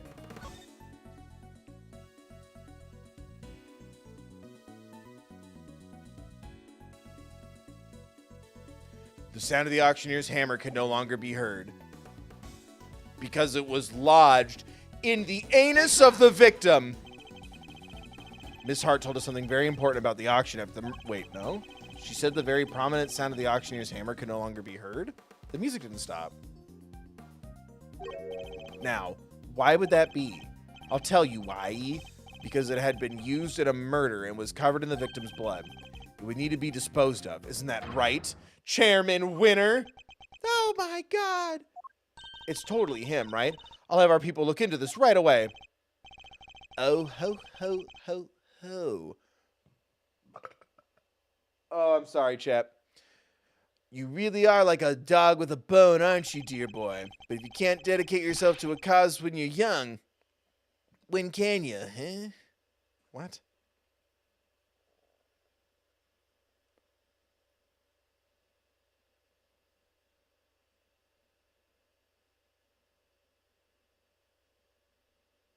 Sorry, I just got a text from family. Everything's okay.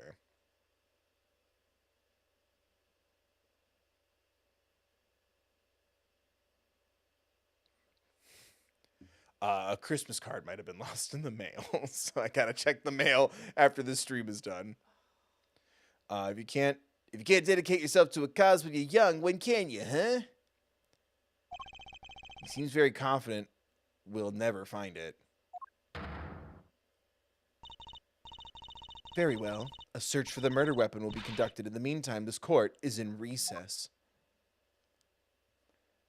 To be How much longer do we got on this thing?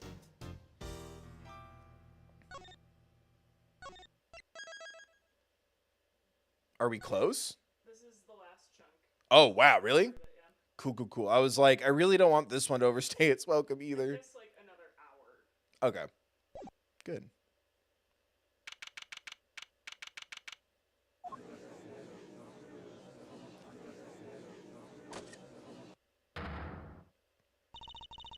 Silence in the courtroom, please. Miss Von Karma, if you would be so kind as to update us on the progress of the search. It's not good news, I'm afraid. The entire big building has been searched from top to bottom, and no auctioneer's hammer was found anywhere. Not with the tops, not with the bottoms. Ah! That is bad news indeed. Then we have no choice but to move ahead with the verdict. Sniffles, such a terrible shame. But I suppose only a fool would have left the murder weapon behind. It's certainly not what I expect from a first-rate criminal mind. Such a big, sexy, thick brain that criminal must have had. No, there's just not enough work. There's just not enough to work with here. I can't carry us any further on my own. Yes, it really is a tragedy, but such is life, I suppose. I was just thinking back over the defendants I've made plea deals with over the years. People who poured their hearts out to me, who trusted me with every detail of their crimes. And then when it came to their sentencing, I recommended life in prison every time. Even if a child stole a pack of gum, death for every single one. Oh, if only you could see them. The stupid, dumbfounded looks on their faces. Wow, yeah, this dude's really cool. The verdict will now be passed. All present will accept the goddess's word as law. There's nothing more I can do. Kay and I are both... If only we had some proof. I never imagined I would be passing judgment on you under such circumstances. The end of the road, huh? By the power... What, are we getting married? Excelsius winner, this court hereby indicts you of your... Whoa, what? Excelsius winner, this court hereby indicts you of your crimes. What? What? Huh? What on earth's gotten into you, Verity? Oh my god. She's gorgeous from both angles. This one, oh, Another cheek for me to kiss. I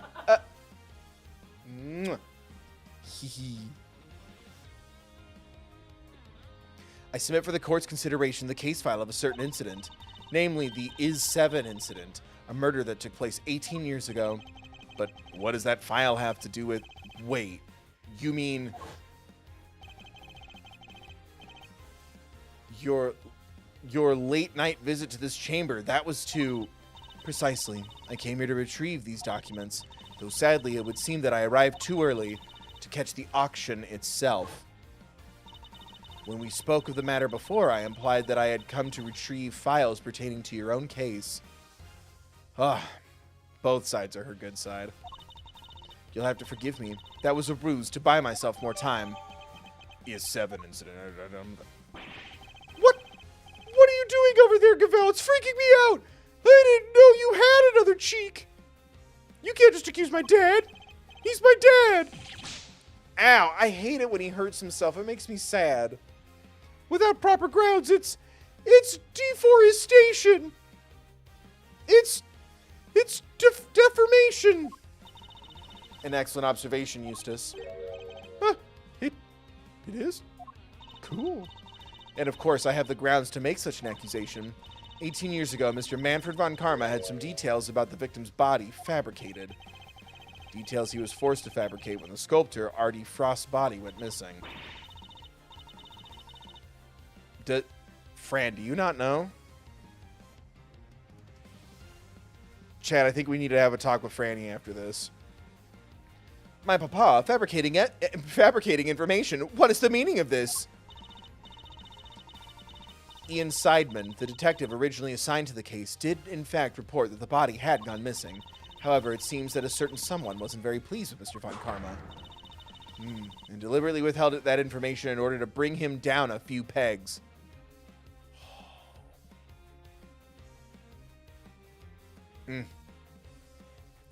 Pegs. Like, subscribe, donate. Donate to thankmas. Donate to support Samaritans and Crisis Text Line. Join. Like, share, subscribe, comment. What? What? This individual refuses to allow anyone to go against their wishes or to challenge their power. And they're known to go to extreme lengths in order to bring those who defy them to heel. 18 years ago, they were no different. Oh, a furry? In fact, they even ordered Dr. Hertz to create a fake autopsy report for the Is-7 incident.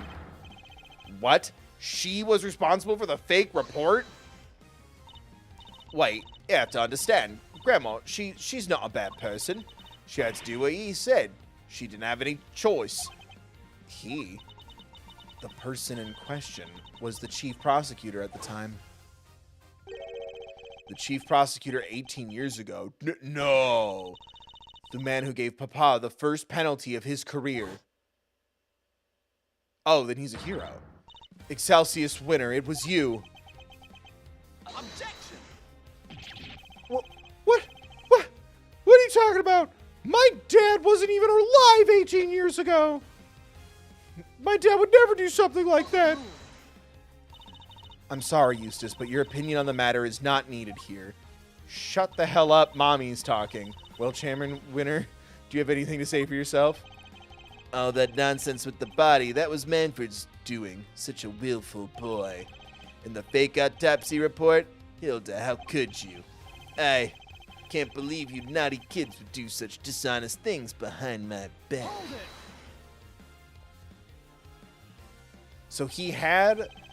So Grandma faked an autopsy report 18 years ago because he said to, or Von Karma said to? Both?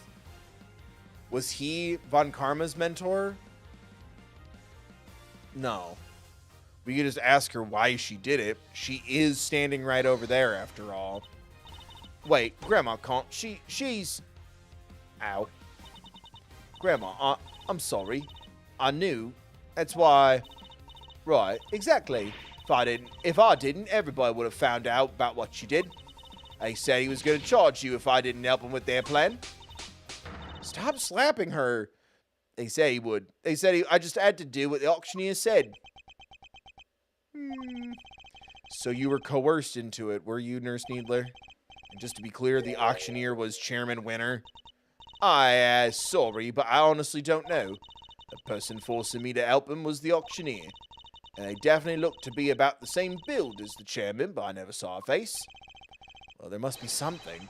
Any detail, no matter how small, will do. Well, he had a pen in his pocket that said chairman. No, I'm kidding.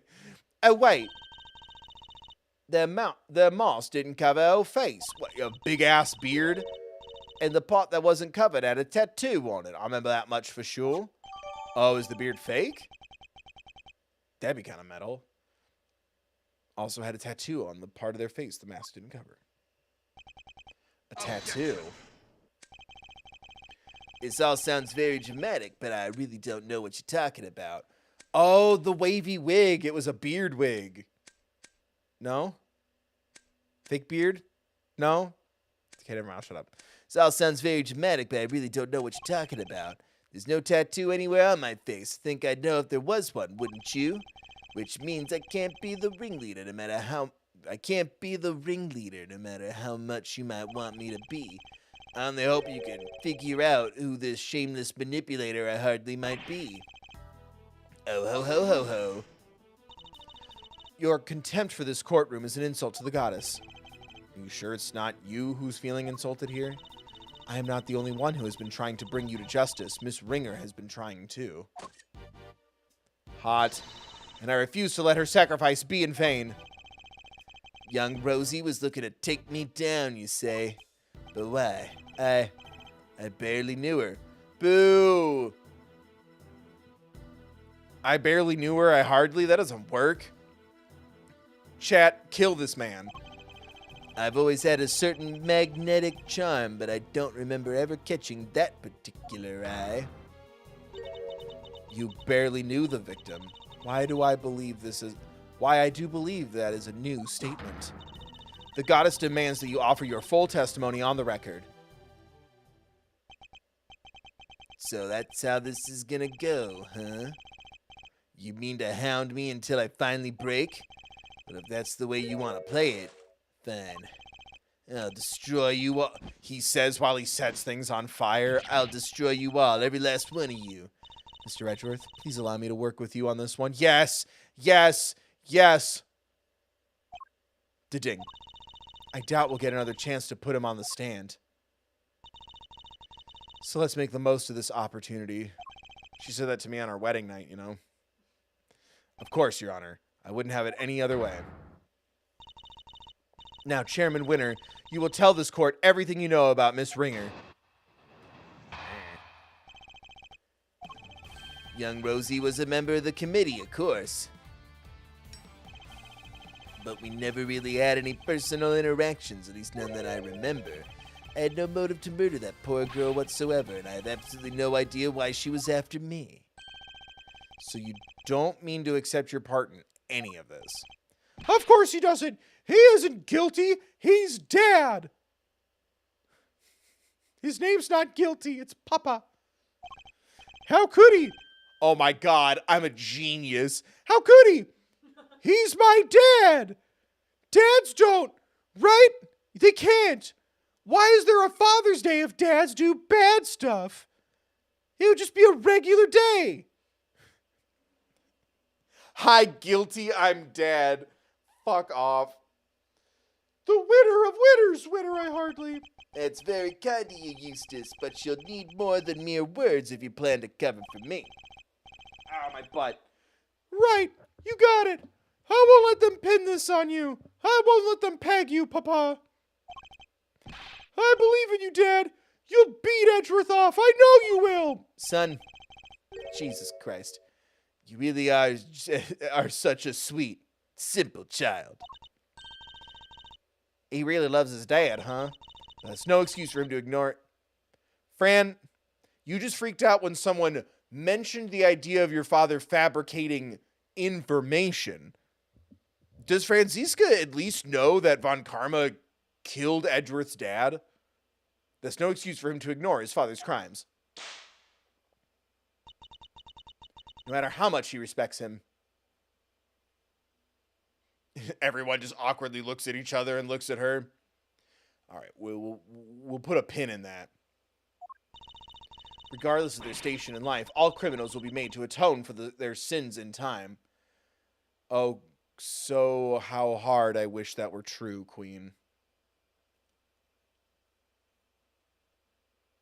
So true, Queen, and I wish it were so. This won't be easy on Mr. Winter, but it has to be done. We can't let his father get away with this.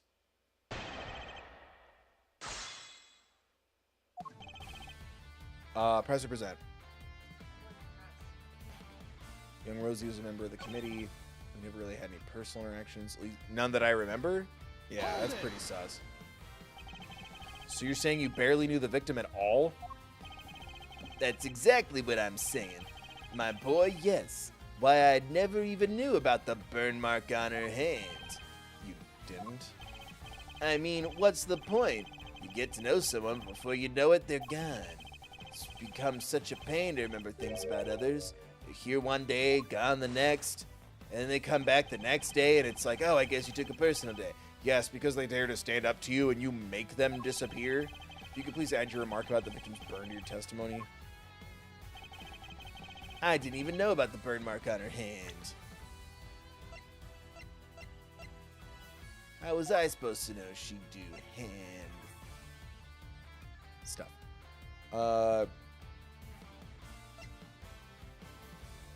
Yes. Again? Double press? Oh my God.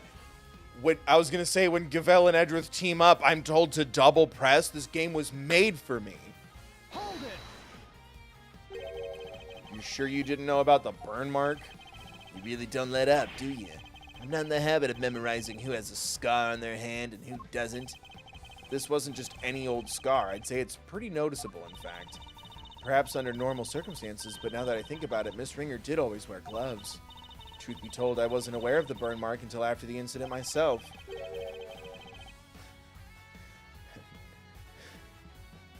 Not in this fanfiction.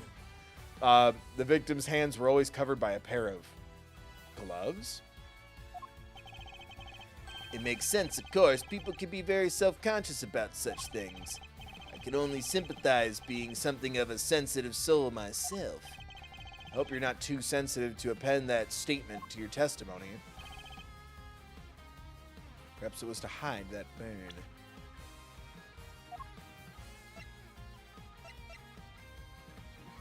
Leader's appearance had gloves, but I don't think that matters.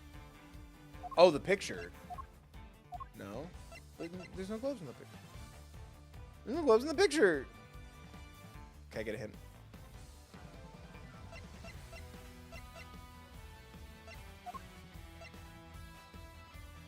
Oh, because they mentioned the...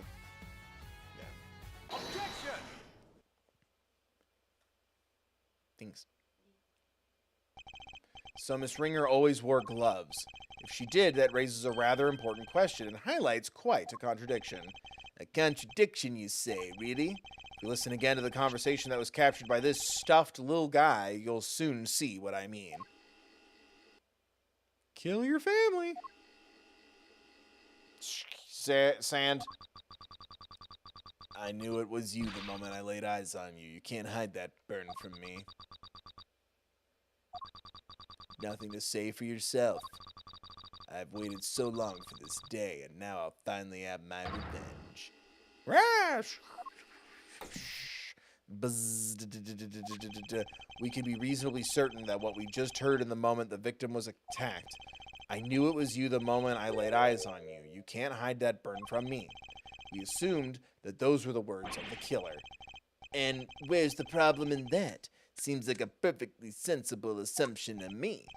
I'm afraid not, Chairman Winter. You see, if the victim was always wearing gloves, as you just testified, then the burn mark on her hand should not have been visible to her killer. Objection. You speak as if gloves can't be easily removed. She could have taken them off during the auction. That's annoying. But she hadn't. She was still wearing them when I changed places with her. So they must have been on her hands when she was being murdered, too. What are you saying, my dear? You do know how much trouble you're in, don't you? I'm not scared of you anymore. I've Grandma on my side now. Yeah, my grandma'll kick your ass. Now it's time for you to pay the piper, Winner, you dang devil. I see. So you're both looking to... Okay, can we, arrest him for saying that? The goddess of justice needs to stab this dude. You're both looking to disappear, too. That can be arranged. Not this time, Excelsius Winter. The only person disappearing will be you. Hey! You can't talk to my dad like that! He could totally beat up your dad! My dad's dead. I withdraw. Who cares if the burn was covered up? What does that even matter? If it was burning, why didn't you just put out the fire? Objection. Oh, it matters, because it turns our understanding of the burn mark on its head. What? What do you mean? What can the fact that the burn mark is covered up possibly tell us?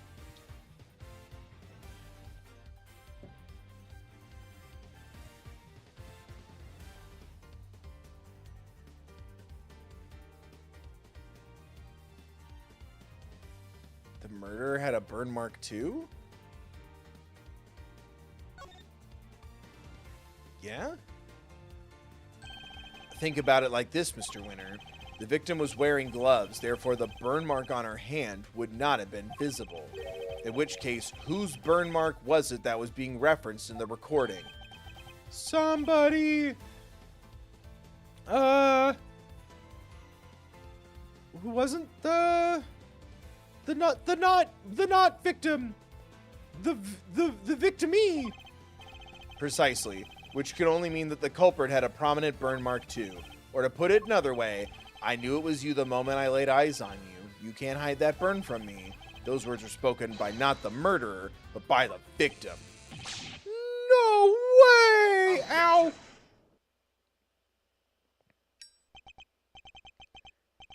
Eustace, my boy, would you mind stepping aside for a sec? Look, Miles, it's nice to see you having fun with your little flights of fancy, but let's get serious. So the murderer had a burn mark now? Really? Where? Your little theory will either take flight or die, depending on your answer here, I'm afraid. It's not messing around. I had to figure out where that burn mark was, and fast. I wonder where it could have been. All the auction people were wearing disguises, right?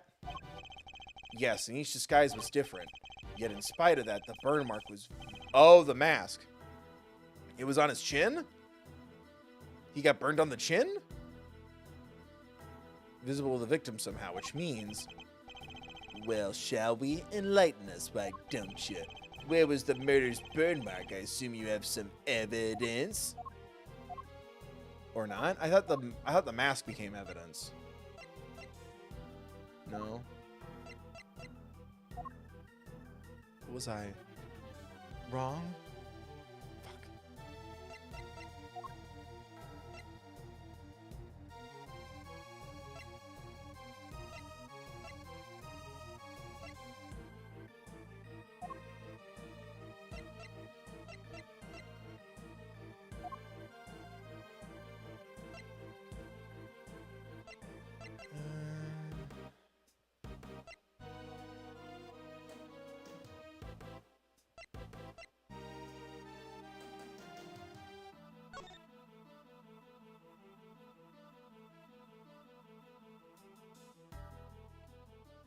Oh,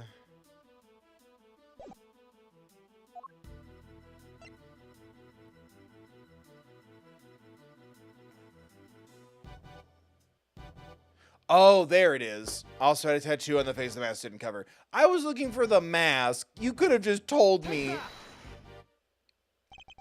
Here's my evidence. Just flips him off. The outfit the ringleader was wearing throughout the auction. Or rather, the outfit you were wearing, Chairman Winner. Oh ho ho, what exactly is that supposed to tell us, eh? A suit, white gloves, and a mask. This disguise should have been covered. This disguise should have covered almost all of your skin. But according to Nurse Needler's testimony, the auctioneer's mask didn't quite cover your entire face. Not only that, she claims to have seen a tattoo on the part that was exposed. But was it a tattoo, or did she simply mistake a burn mark for one? Whoa! Burn mark on the face. We get like a flashback to him looking exactly the same, but on the body of a baby. It's like, haha, Papa, Daddy, Daddy. And you see him like reach for his chin and there's a burn mark. Oh my God! Objection. Sorry to interrupt while you're so clearly enjoying yourself, dear boy, but I regret to inform you that none of the committee members has such a burn.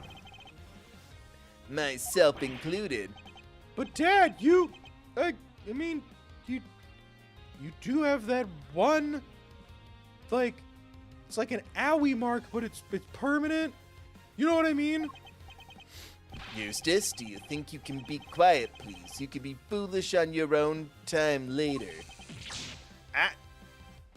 Is the animation of him hitting himself in the face supposed to set up the mark on his dad's? Well, you may be an annoyance most of the time, Mr. Winter, but on this particular occasion, I'm grateful for your presence. A reaction like that from you, his son, is as good an indicator of the truth as I could have hoped for. And it gives me a much-needed confidence boost concerning another theory of mine, namely who that one unexplained item belongs to. What's the matter with Mr. Winter? I think he might be in shock. After all, he's usually the last to figure things out. But in this case, he seems to have gotten there all too quickly. All too well. He knows that his father is indeed the real murderer. He's sad because he knows the truth. So it's better not to know the truth at all? No, okay, it's what we came here for. It doesn't matter how we get there. The important thing is finding the truth. You yourself told me that once, right when I needed to hear it the most. And now it's time for me to repay the favor and show you the truth of your innocence. Do you mind? You okay? I want to know, too, the truth of what really happened. So please, Mr. Edgeworth, won't you show me? I very much intend to. Oh ho ho ho. You don't know when to give up, do you? Where is this burn then? Perhaps you could point it out to me? But you can't, can you? Because it's nowhere to be found, just like your evidence that I'm the killer.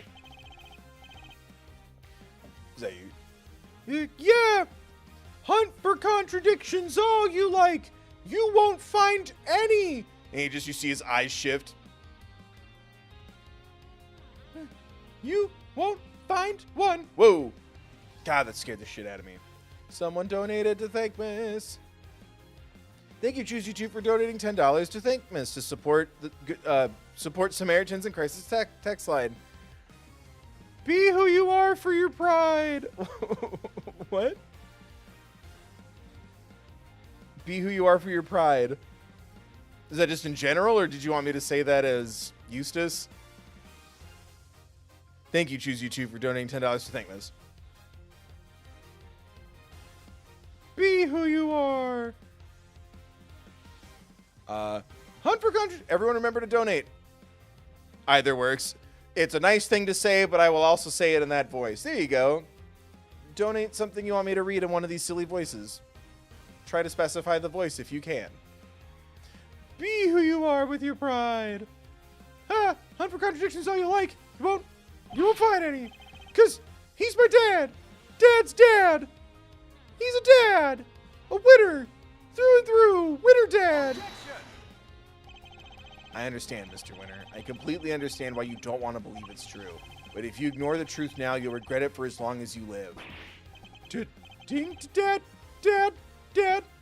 Papa, what do I do? Sigh, I just don't understand it. How could I have raised such an utter buffoon? If you really wish to help your father, Eustace, you can try thinking on your own for once in your life, you useless nitwit. Damn. Whoa! I had a really good joke, but it's fucked up. But I try all the time, Dad. All I do is try. I try to stand. I went to the school you wanted me to go to. I aced every test. Look at my jacket. They only give these to the valedictorian. I did everything you told me to. I worked like crazy, graduated top of my class, tried to be just like you and win as many trophies as I could. You really are just a simpering simpleton, aren't you? Stop it. God, that makes me sad. Those tests you aced, I had the school give you perfect scores on all of them. The Arrow Ace community all just looked up. The fuck did you just say? Those debate and speech competitions you won, the judges were all friends of mine. You didn't even go to a school. I rented a Chuck E. Cheese. That's really sad. If you never even realized that much, there's no hope for you, I'm afraid. That's not fair. If you raise him in an illusion, how's he ever gonna know what good schools look like?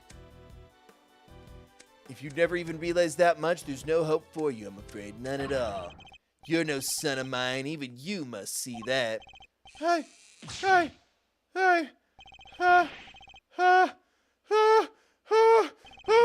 Oh.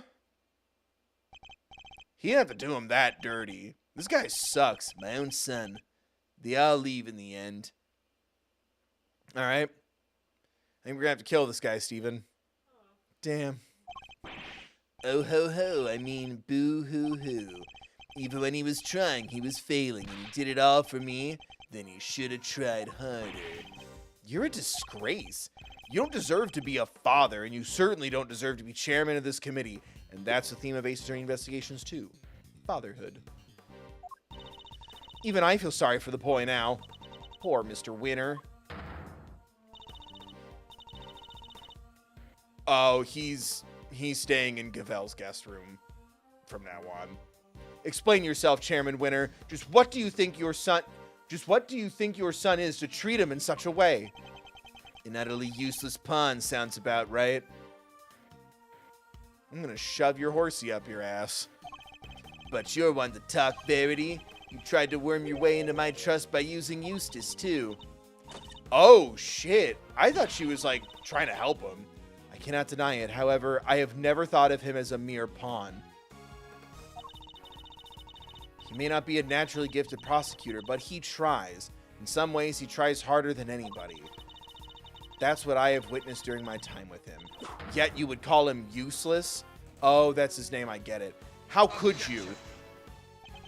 Oh ho ho, because he is, Verity, my girl. He is utterly incapable of doing anything I ask of him.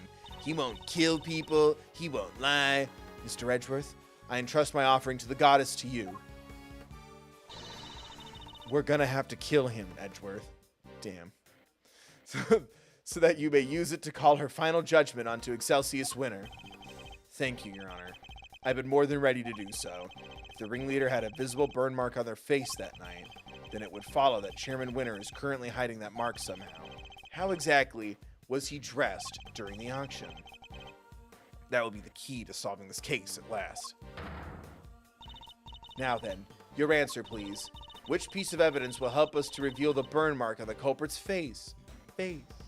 It would just be the group of masks? I know what the logic is. It's the mask that he was wearing. But, like, is it hidden in a description? Is it this again? I was gonna say, we just did that.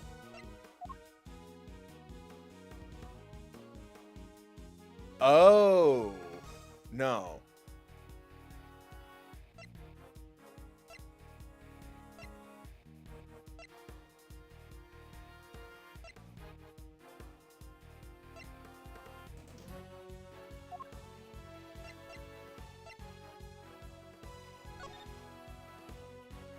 Prepared wigs. Wig. Take that!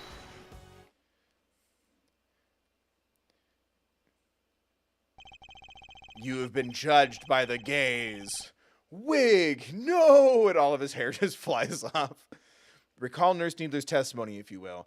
There was one thing we never quite resolved. The second wig. The one that wasn't used. I seem to remember it being... wavy? What are you two talking about? Fran is going through a lot today. Nurse Needler apparently found some very interesting items when she went to swap places with the victim. And what do they have to do with the burn mark? What she found were 2 wigs. One was intended to make her look more like the victim. What was the other one for? Excuse me. Choose you two, thank you. Snatch his wig. That's what I was thinking of. You got too wiggy with it? Boo. I don't suppose it was meant to be a spare. It doesn't take a huge leap of imagination to see the truth. Compare Chairman Winter's current appearance to that of the ringleader as it was described to us. Stop it. Stop staring at me. One very prominent difference presents itself. His face, or rather, what's around it. Ding. You mean it wasn't a wig after all? Indeed. Not a wig intended to go on the top of the head in any case. It was meant... That's a dick wig on your face. No. It was a fake beard all along, wasn't it, Excelsior Winter? Is it a rental? He just burned it. This? Why, this is all my own, dear boy. How very unkind of you to suggest otherwise. We saw how your son reacted when he realized the truth, and how he desperately tried to cover for you even in light of his realization. Yet you still feared that he might expose you. So rather than take that risk, you bullied him until he couldn't take it anymore. Because he knew that your beard hides a prominent burn mark. Chairman Winter, I insist that you remove your beard this instant. Yeah, I'm also offended by your fake beard, you murderer. Oh my god! It looks silly. It's a skull. Da-ding.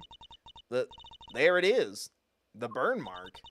Mr. Edgeworth, for bringing evil to justice before the eyes of the goddess, you have my thanks. No, thank you.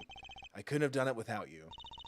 Excelsior Winter, in the name of the goddess, I hereby pronounce my verdict.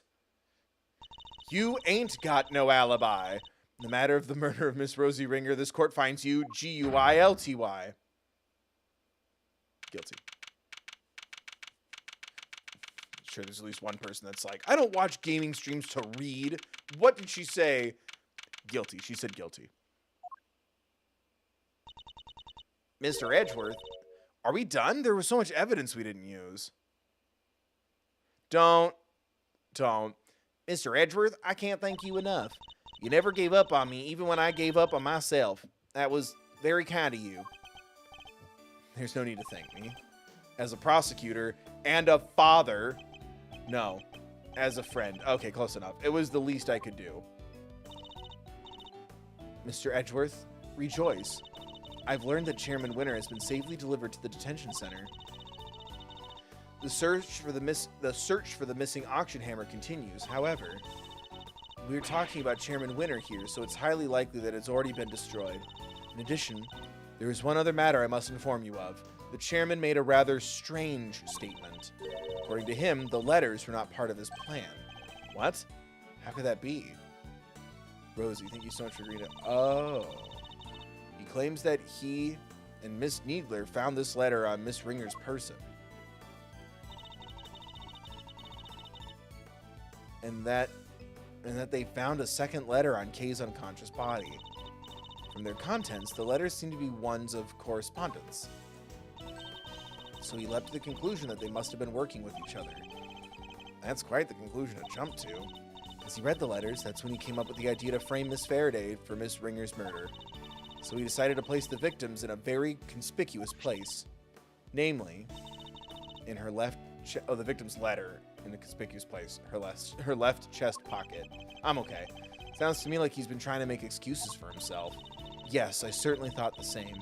Perhaps it was some sort of last-ditch ploy on his part. But it matters not. He will answer to the goddess now. And under her scrutiny, such strategies cannot hope to succeed. He will not escape justice. And with that, one of the duties with which I have been entrusted with is complete at last. Judge Gavel, before you go, can you tell us what you know about how Chairman Winter came to murder Miss Ringer? There's more there, isn't there? Yes, and I suppose you have earned the right to the whole truth.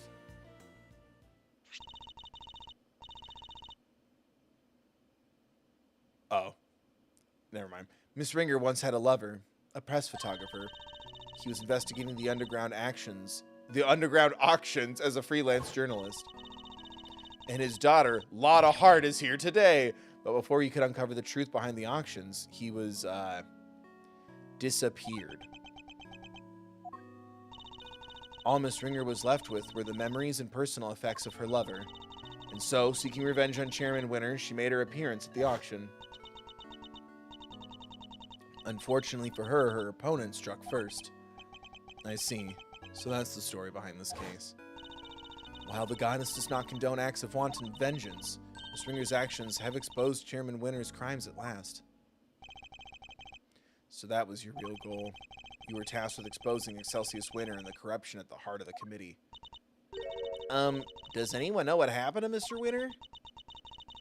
I'm afraid I haven't been able to get in touch with him. Do you have any idea why? Probably because I wasn't there for him just now when he needed me most. No, my love, you were working. Oh, I feel really bad for him. Well, don't pity him too much. At least he knows the truth now. And no matter how hard it might be, he'll need to learn to accept it. You know what? I think Franziska does know and has accepted it. Although, it still was really funny for her to go, I'm sorry. Someone made Papa alter a small piece of information. If he can't, he'll never be able to move on with his life. Or is that what's next for her character, is to accept what happened? Oh, no, there we go. Trust me. The father's influence isn't easily erased. But in time, he can hopefully try and change his ways. You're right. You've got to be. Can I change too, I wonder? Can I move on with my life? Are you okay, Kay? How's Ed feeling? I'm fine. I'm fine, thank you. I'm so sorry, Kay. You were my patient. I had a responsibility to you, and instead I let them accuse you. Youch. Danged right. We ain't just in the business of fixing bodies, Missy. The mind's where it all begins. You're right, Grandma. Speaking of which, how's your memory? It's like, with a little more time... Oh my god, no, really? Is she gonna still forget who she is at the end of this? Or are we gonna evidence her back to her old self? We're gonna play mind chess with evidence. Maybe I'll be able to remember my name. Maybe I'll be able to remember some more. Please forgive me, but I better be on my way. I am to preside over the trial of Fifi Lagarde in a bit. Wait, what? The Bronco Knight case, huh? Who's the defense attorney? It was supposed to be Miss Ringer, but as she is no longer with us, we are still in the process of finding her replacement. That man.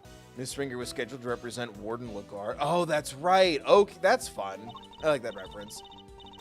And of course, until we find Eustace, there's nobody to act for the prosecution either.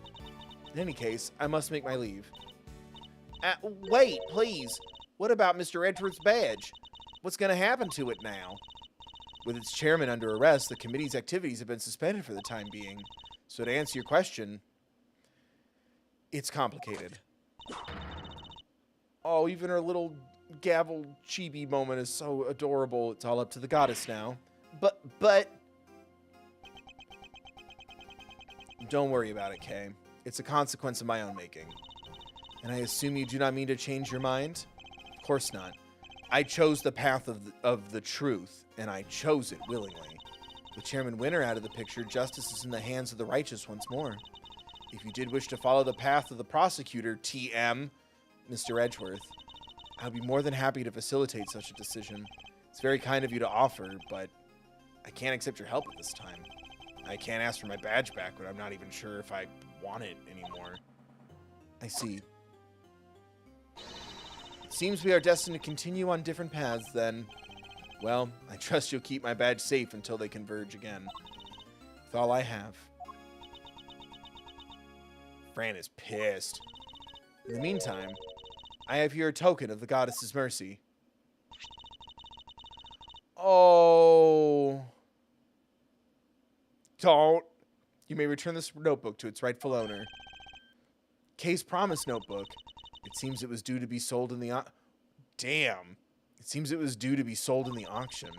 And with the name Kay written on its cover, Chairman Winter made the connection immediately and knew who it belonged to. It was the same name as the one in the letters, after all. The letters he claimed to know nothing about. I suppose he insisted he didn't prepare them? Yes, he also had something else to say.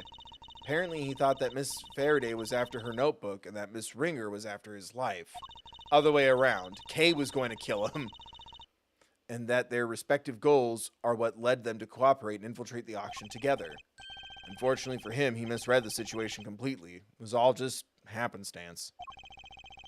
If Kay had known a defense attorney who was also a member of the committee, there's no way she wouldn't have told me. That just isn't like her. Huh. Your belief in her is touching.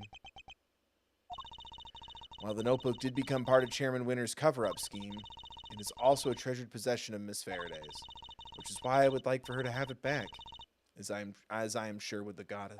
So true, Queen. Thank you. I pray that it helps her to recover her lost memories.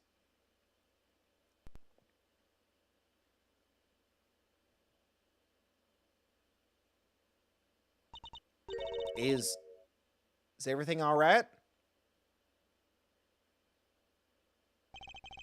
Judge Cavell wanted me to return something important to you.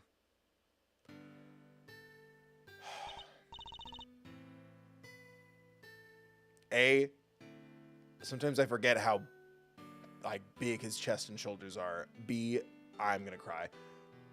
Isn't that... Always greet people with a smile, even people you don't know. Never cry in front of... No, not that one. Oh. Daddy, I wrote them all down, Daddy. Yeah, I'm gonna keep all my promises and be a real hero when I grow up, just like you. Oh, wait. I forgot to write one down, the most important promise of all. Get an attorney. Promise number 5. Always try your hardest to learn about things you don't understand. I remembered it just how you said it. Now I'll never forget it. Oh, little tiny K. Always try your hardest to learn about things you don't understand. Oh my god. That's right. I have to try. Oh my god, that hurts to watch. I'm Kay Faraday, the great thief, who will do anything to, damn it, Second Yatagaratsu, an assistant to Mr. Edgeworth. Oh, we did it. Kay, is that really you?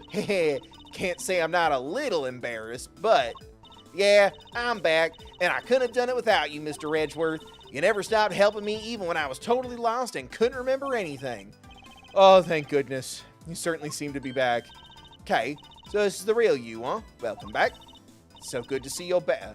I can sleep easy now. Oh. Now that you found it, don't you dare go losing that memory of yours again, young lady, yeah? Miss Needler, Dr. Ertz, thanks a lot for looking after me. And if you really are better, how about we get them dang hospital duds? Oh yeah, I washed all your clothes for you, yeah. I thought they were with Detective Gumshoe.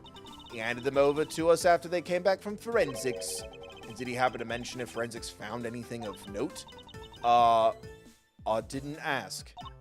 Anyway, never mind it now. Put them on, Kay, I want to see. Wait, what about her bandages? Surely it's too soon to remove them. Oh, it's probably fine. She may have taken a big old bump to the head, but she wasn't really hurt otherwise. What'd you put them on to fuck with my emotions? But then, why all the bandages in the first place? Prevention's better than cure. Fuck you. A stitch in time saves 9. Those are just a few of my mottos. Both of which sound like painfully annoying practices for your patients. Okay, Kate, transformation time. Anime girl magic activate. Kate! Yeah, now this is what I'm talking about. Fits like a stolen glove. That smile suits you better too, as it always did. Thanks to you too, Miss Von Karma. I'm so glad you showed up when you did. I simply came when Scruffy asked me to. I'm sure he'll be very happy to see that you're back to your old self too. Speaking of Gummy, where is he? Could someone tell him that she's okay now? I found a cure for amnesia. Oh, and he just throws it out. Who knows? Perhaps the well of his devotion ran dry when a certain someone threw away his badge. Ding. Detective Gumshoe. Anyway, I have to be going, and I'll be taking those two with me. Oh shit. Wait, what's gonna happen to him? Acting as an accomplice in a murder and forging an autopsy report 18 years ago, their crimes can't be allowed to go unpunished. But the fact that Excelsius Winter coerced them into cooperating will of course be taken into account. Don't you worry about us, Kay. As long as Grandma and me are together, we'll be alright. Take care, Kay Faraday, until we meet again. Bye, Fran. Lada's like, wow, this is really something, huh? So, Kay, I know you only just got your memory back, but I need to ask you some questions. Sure, ask away. What happened the day you lost your memory? What were you doing? Let's see. Somebody asked me to meet him at Gourd Lake, and I got a hot dog, but I didn't know who it was. Oh my god, you could see the samurai dogs. Little sign. I didn't know who it was. So there I was, just looking up at the moon when somebody in a red raincoat started walking toward me. They must have drugged me somehow because that's when I fell unconscious. What? I'm not sure I follow. Kay was at Gourd Lake looking up at the moon. Anyway, when I came to, I was on the roof of this building. I was in a daze and stumbling around up there when I saw the person in the red raincoat again, but they were lying on the ground. I was so surprised I stumbled backward. And then I was falling and everything went dark. And when I came to the second time, I couldn't remember anything. The person in the red raincoat. Who in the world were they? I'm sure they were walking in midair. Yeah, thinking about it's making my head hurt. Let's see, who do we know that preys on teenage girls and can fly? Maximilian Galactica! Dun dun dun! Please don't ever bring back Big Top. We already did that earlier. We don't need to do it again. Just breathe, Kay. You only just got your memory back. You're still confused. I imagine the root cause of your confusion is your memories at 2 different locations? I imagine things are all mixed up in your mind because you were at Gourd Lake 1 minute and then at the top of the big building the next. And because you saw the moon in both locations, your mind blended your memories of the 2 together. Oh my god, Ace Attorney is Kingdom Hearts. Huh? Well, those are 2 totally different places. I know I was pretty out of it, but I don't think I could have gotten them confused that easily. I believe these things on the roof may have made you more likely to become confused. Oh my god, really? The lights or the cotton candy? The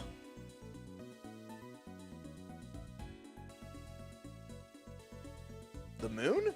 Nah, it's not really in the thing. Okay.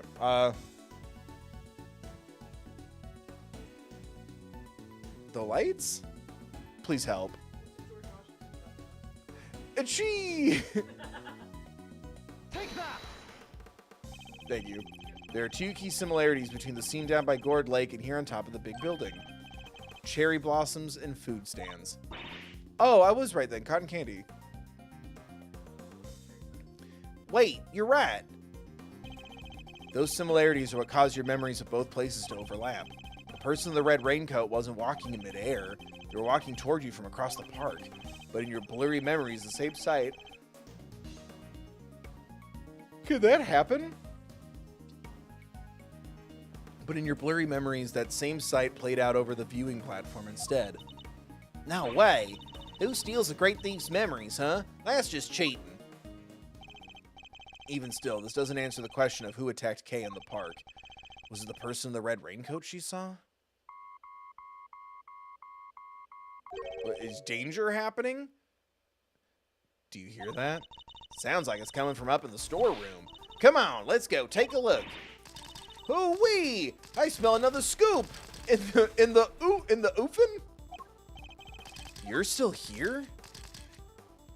I'm picturing you. Oh, and I'm picturing you too.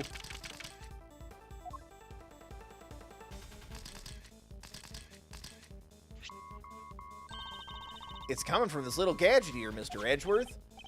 It's called the walkie-talkie, you fucking Gen Zer. Or I guess, yeah, Gen Z. She's like 17, yeah. Nah, that's transceiver. Feel like I've seen it somewhere before. It's still going. I'm no good with technology. Come on, you have to pick up. Fine, I'll do it. Hey, this is Edgeworth. Okay, if you could refrain from answering strange calls for me. Mr. Ed... Oh! No? Are we gonna stop Shelly to kill her? He showed up at the very beginning. Didn't he, or was that the first one? Miss Edgeworth, I presume. I know that voice. Yay! I was like, wait a minute. Who else talks through a BMO? Shelly to kill her? Congratulations on another case solved. Yet I can't truly say it's been fully resolved, can you? I'm sure you've noticed by now that there was a mastermind at work orchestrating the entire incident. Enough. Sorry. How do you even know about this case? That's not what's important right now. Let's focus on this certain individual for the time being, shall we? I have indeed been wondering myself if somebody else could have been involved. If not, how are we to explain the piece of evidence that proved so damning to Kay's case? No way, an evil mastermind, but who? Who indeed? Perhaps you could share your who indeed? Perhaps you could share your thoughts. What is this evidence in question that points to someone else's involvement? Oh, now we're gonna go through all the evidence. The flower. No.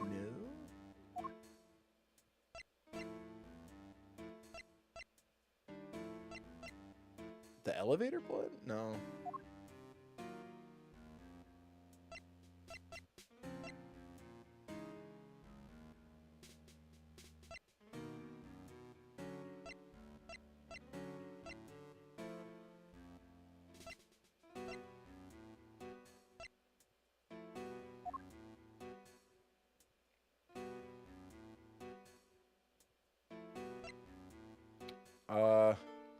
I'd like a hint, please.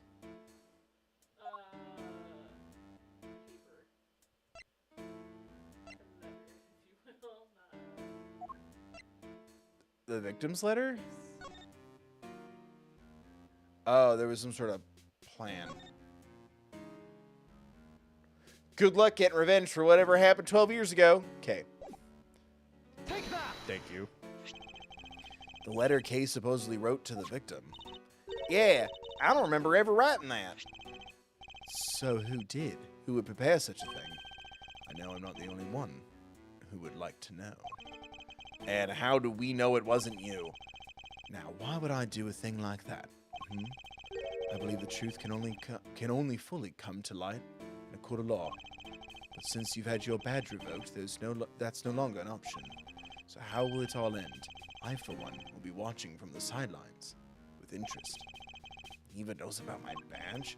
Oh, and one last thing. I do hope you won't betray my trust in you. Now, I bid you farewell. What the heck did he mean by that? By the case hasn't been fully resolved. And why is he so interested in us anyway? Everything's just one giant ball of... Does he have gumshoe? I will burn this place to the ground. It seems we've only scratched the surface of this case. But even without my badge, I'm going to carry on doing what I can. However this ends, one thing's for certain. Come what may, I will expose the truth. Yay, trophy. Where's Gumshoe? He didn't get to see... That K's okay.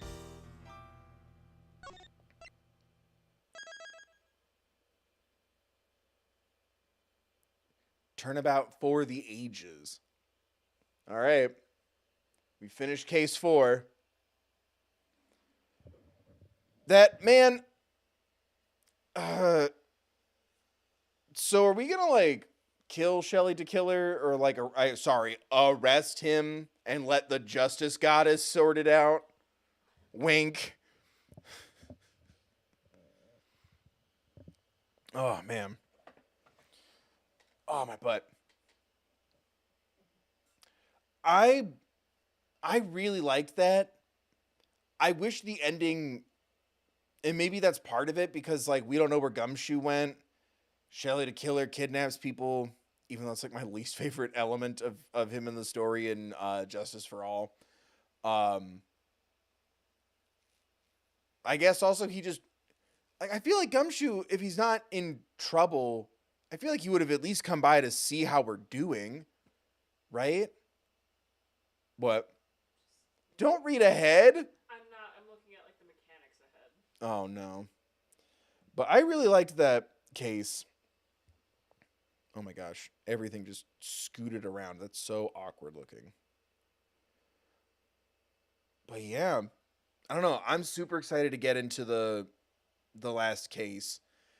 I'm hopeful that I'll leave the final case going, man, Shelly the Killer's a pretty dope, like, villain or antagonist or recurring character at this point, right? The beginning of that was so intense, and then I felt like it was just kind of like, oh, neat at the end, but bringing the notebook back was really sweet. I thought she was going to say that, like, she wrote a new rule and it was because of her time with Edgeworth and Gumshoe. That would have broke me. But I hope Gumshoe gets to see that Kay's all right. I also hope that we get to, now that Eustace has been taken down many pegs, I hope we can be there for his rebirth. You know what I mean? That hurt. Like, that kid said nothing but annoy me for like several streams, and I'm like, oh, no one deserves to be told that. I like the twist. It's one of the things that I like about Ace Attorney Investigations 1 and 2 is sometimes it's like, even when you know who did it, you're still kind of piecing together how to convict them in a sense, which I really like. It gives that prosecutor feel. It is really funny though when it's like, oh man, in this one it's like you have to prove like that they did it, and I'm like, yeah, just like half of every Ace Attorney like Phoenix Wright case, because you have to prove your client's innocent and then also catch the killer. But it's one of the things I like about focusing on Ace Attorney cases from these angles. Even if it's like, this new character's being pretty weird. It's still about figuring out and maneuvering through the situation in the system, which I really like. I'm excited to see what's to come of Eustace and Gavel. And I guess, yeah, it's because of the stream setup, right? But like, it's been so long since we saw Shelly the Killer that I'm like, oh, okay, neat. I hope this goes somewhere cool. But I don't know. I definitely dug this case.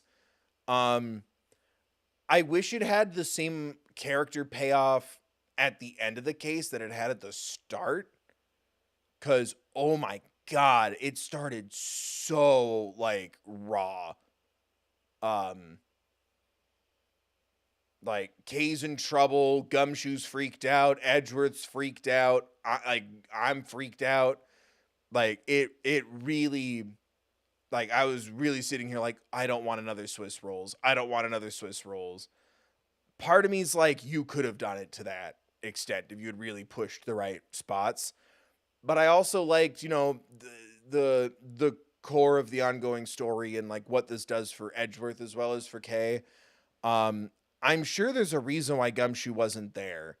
But I loved Fran showing back up. I also like what she adds. Like, it was great, speaking of Swiss rolls, to have her go like, oh, you just want to make your dad proud. And it's like, whoa, like, Franziska related to that. Everyone liked that. And then in the modern day, it's like, it's hard to accept the crimes of your father. And it's like, you have to accept it, though, and you'll never move past it. And I'm like, oh, Fran's been going to therapy. Like, it was a nice little moment. I like those little clues into Franziska. I really hope we get more from her character, if not in this game, a different game. But yeah, I really liked this one. I liked kind of maneuvering through like a kind of like a back alley of the system in a sense, but also kind of, being the defense attorney, but not, and like that feeling like, even though, yes, he's operating with a lot of legal knowledge and it's anime visual novel legal hotties yelling at each other, right? It gives that nice reminder that like, hey, you don't need to be an ace attorney or an investigating prosecutor to do the right thing. It humanizes the situation a little bit. As dramatic and over the top as it is, I did like you know what? Here's my damn badge. I'm figuring out what happened to my pseudo kid. You know what I mean? Like there's something very satisfying about that I really liked about this case. But yeah, I really wish, there's a part of me that's like, it's such a mercy that it didn't like gut me emotionally at the end. There's another part of me that's like, you could gut me emotionally a little. I was already kind of prepared for it. Especially seeing her when she first shows up with the bandages and doesn't know who they are and Gumshoe's freaking out. I'm like, oh, I don't think I'm going to do too good. So now I'm wondering where he is. And yeah, I'm looking forward to how this is going to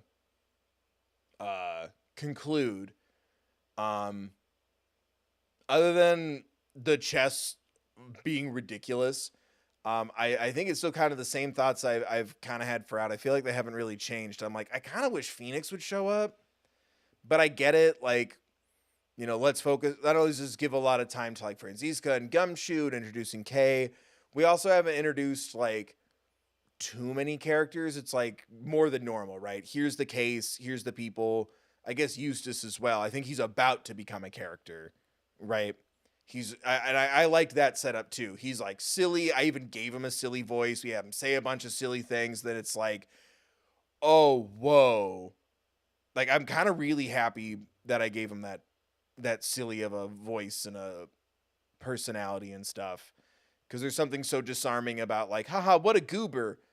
Hey, you doing all right, champ? Like that shift. I really liked that. I'm excited to explore that. I'm assuming so, right? He doesn't just go away. They'd be really disappointing. Like, oh, you don't see Gumshoe anymore. You don't see Eustace anymore. But I like that shift. And yeah, considering what Franziska and Edgeworth bring to the table about father figures, I really hope what I smell, the scent I'm picking up, is the two of them grappling with Manfred von Karma's impact on them through Eustace. I'd really like to see a little brother-sister healing, but also Gumshoe needs to know that Kay's all right. They need to have a good reason why he wasn't there for the I'm back. I don't know. I'm definitely intrigued to see how this is going to end. We'll be back Thursday, same time, same place, starting the final Ace Attorney Investigations 2 case. The hope is to get it done on our almost Christmas stream next Monday, because that'll be, what, the 23rd? So, what? and you'll have that off. So yeah, I'd like to get us in a position on Thursday to where we can realistically finish the stream Monday, even if it goes into midnight on almost Christmas. It would be almost Christmas, chat. Huh. All right, well, I guess almost Christmas is Christmas. I know, I'm just being silly.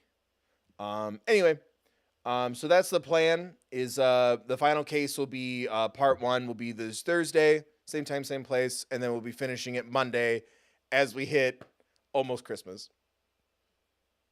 But I want to give a big thank you to everyone for watching. Remember to like, subscribe, ring the bell, leave a comment, share the links around. You know, do the things. Thank you so much, Choose You Two, for donating to thankmas today.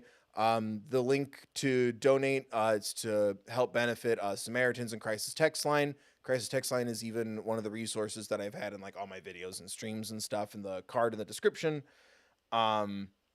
That's pinned in chat, linked in the description and all that stuff. Please consider donating. You can, even just $1. Everything helps. It's to a good cause. Causes. And Lonely Moonlight, thank you for donating to me. And yeah. I don't know. I hope people enjoyed. I hope to see you next time I upload or go live. Should have an Arcane video on the main channel, I think Tuesday, latest Wednesday. Stay on the lookout for that. And then after our almost Christmas special, an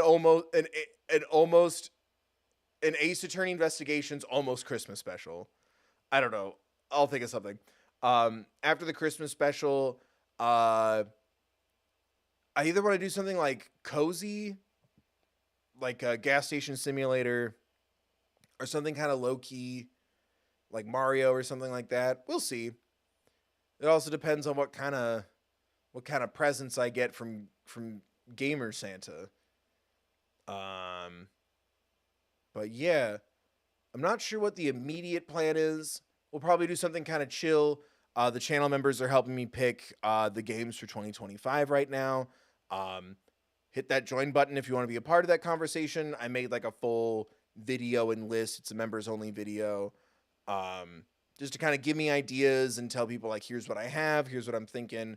So I'm kind of fielding that. So once we're done with investigations 2, I should have a good idea. But yeah, I'll probably do something kind of, maybe we'll do Cooking Mama again, even just something kind of low key, fun and one-offy, for like kind of our post holiday Christmas thing. But yeah, Thursday we'll start the final case of Ace Attorney Investigations 2, and then we will finish it Monday for our almost Christmas special.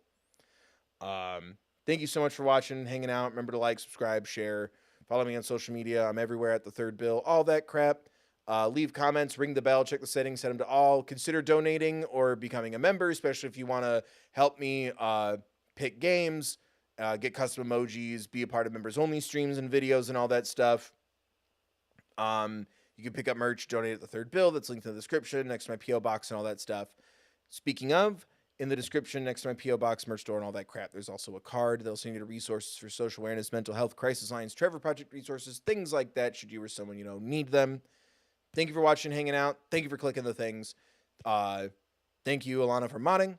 And yeah, hope to see you Tuesday, Wednesday when the video goes up on the main channel, and then back here Thursday for more Ace Attorney Investigations 2. Be safe, be mindful of others. Remember to take care of yourselves, please.